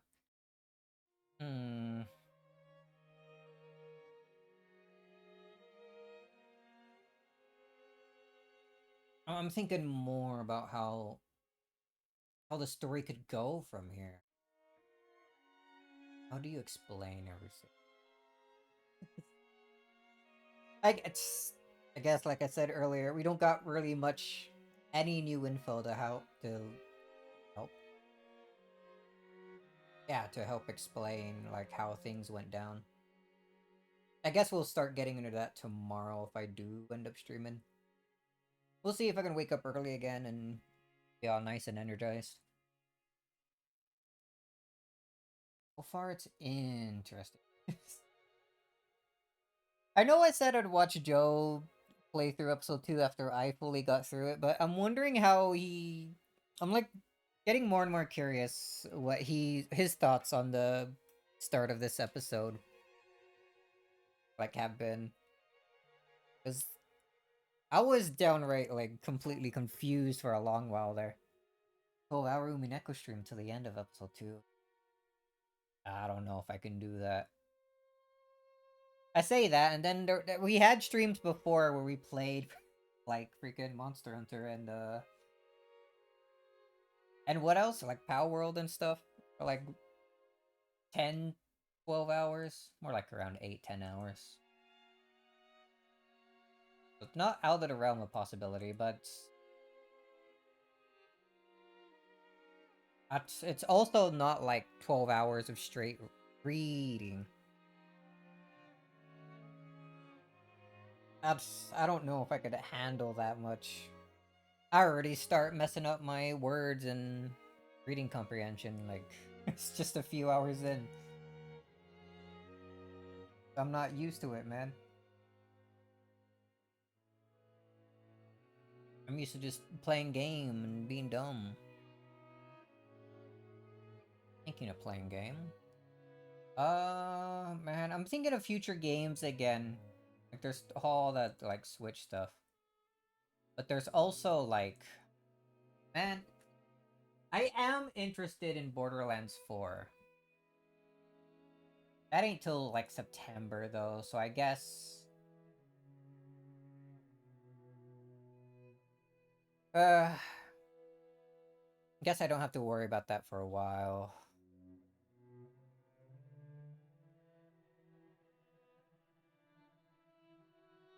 It's mostly just, trying to save up everything to get the Switch. Switch 2. Like a fourth of the way there, a quarter.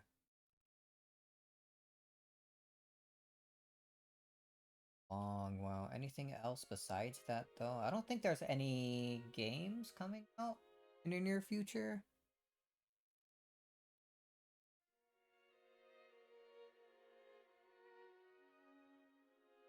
I could try getting Expedition 33. I heard that was pretty interesting. It might be fun to play. But maybe I should think about cheaper games, or maybe just things I have in my backlog that are...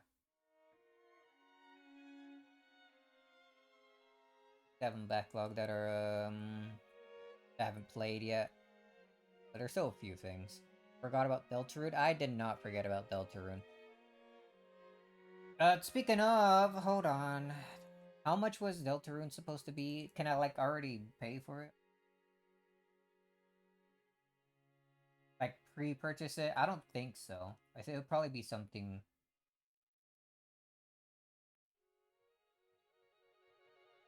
It would probably be made available by, like, after it's already out? Right? Yeah, if I look at the Steam page, it's just get the demo and then... Game unlocks in 4 weeks! That's crazy, dude.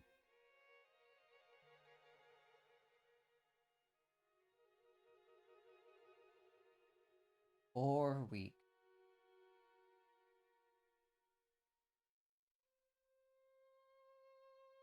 Oh man, soon. Can't pay for it. It was 20 or 30. I'll probably... even if I'm still working on the cash for the Switch by then, I'd probably just cough up a bit for Deltarune. Like, how could I not? Right? And now it'll be a fun stream. It'll be fun trying to figure out if there's a weird route for 3 and 4. Like, as I play through them. I'm certainly going to be trying. That's it, because I think that's what I want to do. I want to continue from my weird route save. And see if I can get that continuing in 3 and 4.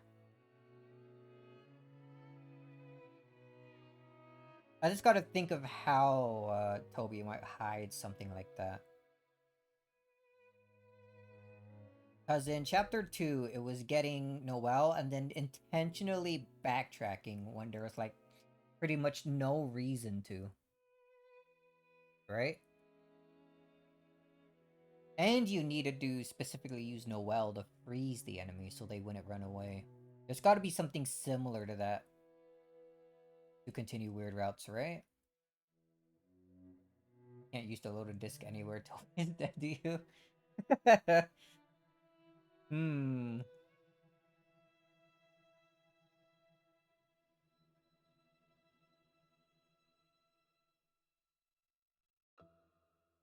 A bit more about what my plans for the future are. It's just... I guess just starting next week, finally start Sonic Unleashed. I've been holding on to that for a while. And then I'm thinking I play some Metroid Prime. Maybe, I don't know if I want to play Metroid Prime. Like, I was thinking Prime 1, 2, and 3. Like, get playing through those again in prep for Prime 4.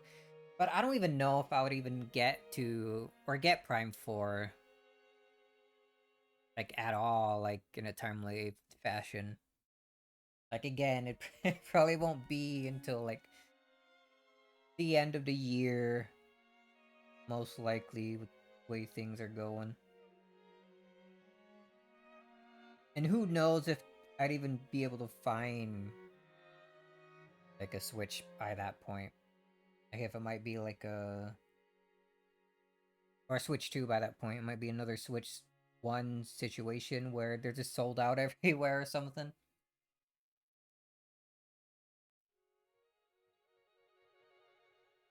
Bam to the X. Box. Undertale reference I don't get?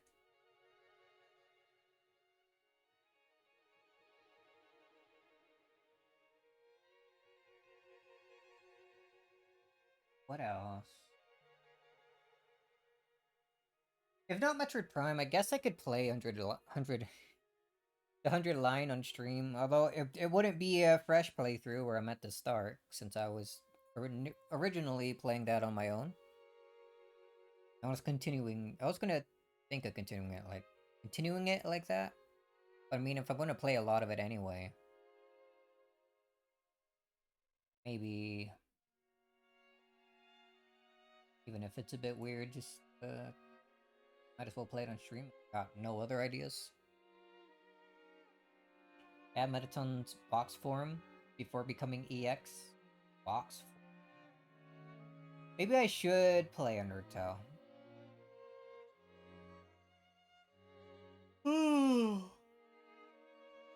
I'll have to think about it some more.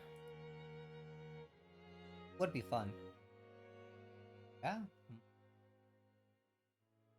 Might be able to recognize more things in Delta in that way, I think. Oh well, I'm yapping about random things again. I got not much more to say or add about Umineko or what I'm gonna be doing next week. I'm gonna go, I guess, relax a bit. Probably play more 100 line. Like solo. Alright. As always, and remember to watch me, thanks for watching, and I'll see you all next time. See ya. Maybe tomorrow, if I wake up early again, we can continue where we left off here in Umineko. And if not, Monday play some Sonic Unleashed. Finally try that out. I haven't played it since it came out, I think. It was the PS2 version, which I've been told is different from, like, the other version of the games, I guess, on PS3 and 360. I don't know how it would be different, though. Different levels? Shorter? Some stuff was cut? In either case, it was a long-ass time ago. Let me actually... Pretty sure I looked at this before.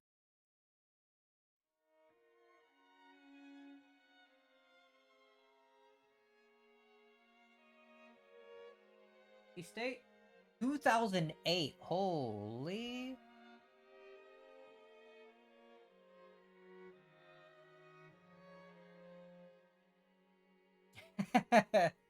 Oh, that's like 17 years? Oh no. Oh no, my body. Aging. I wouldn't remember much about Sonic Unleashed then. It will basically be a brand new game to me. Should be fun time. Alright, yeah. Till next time, see ya.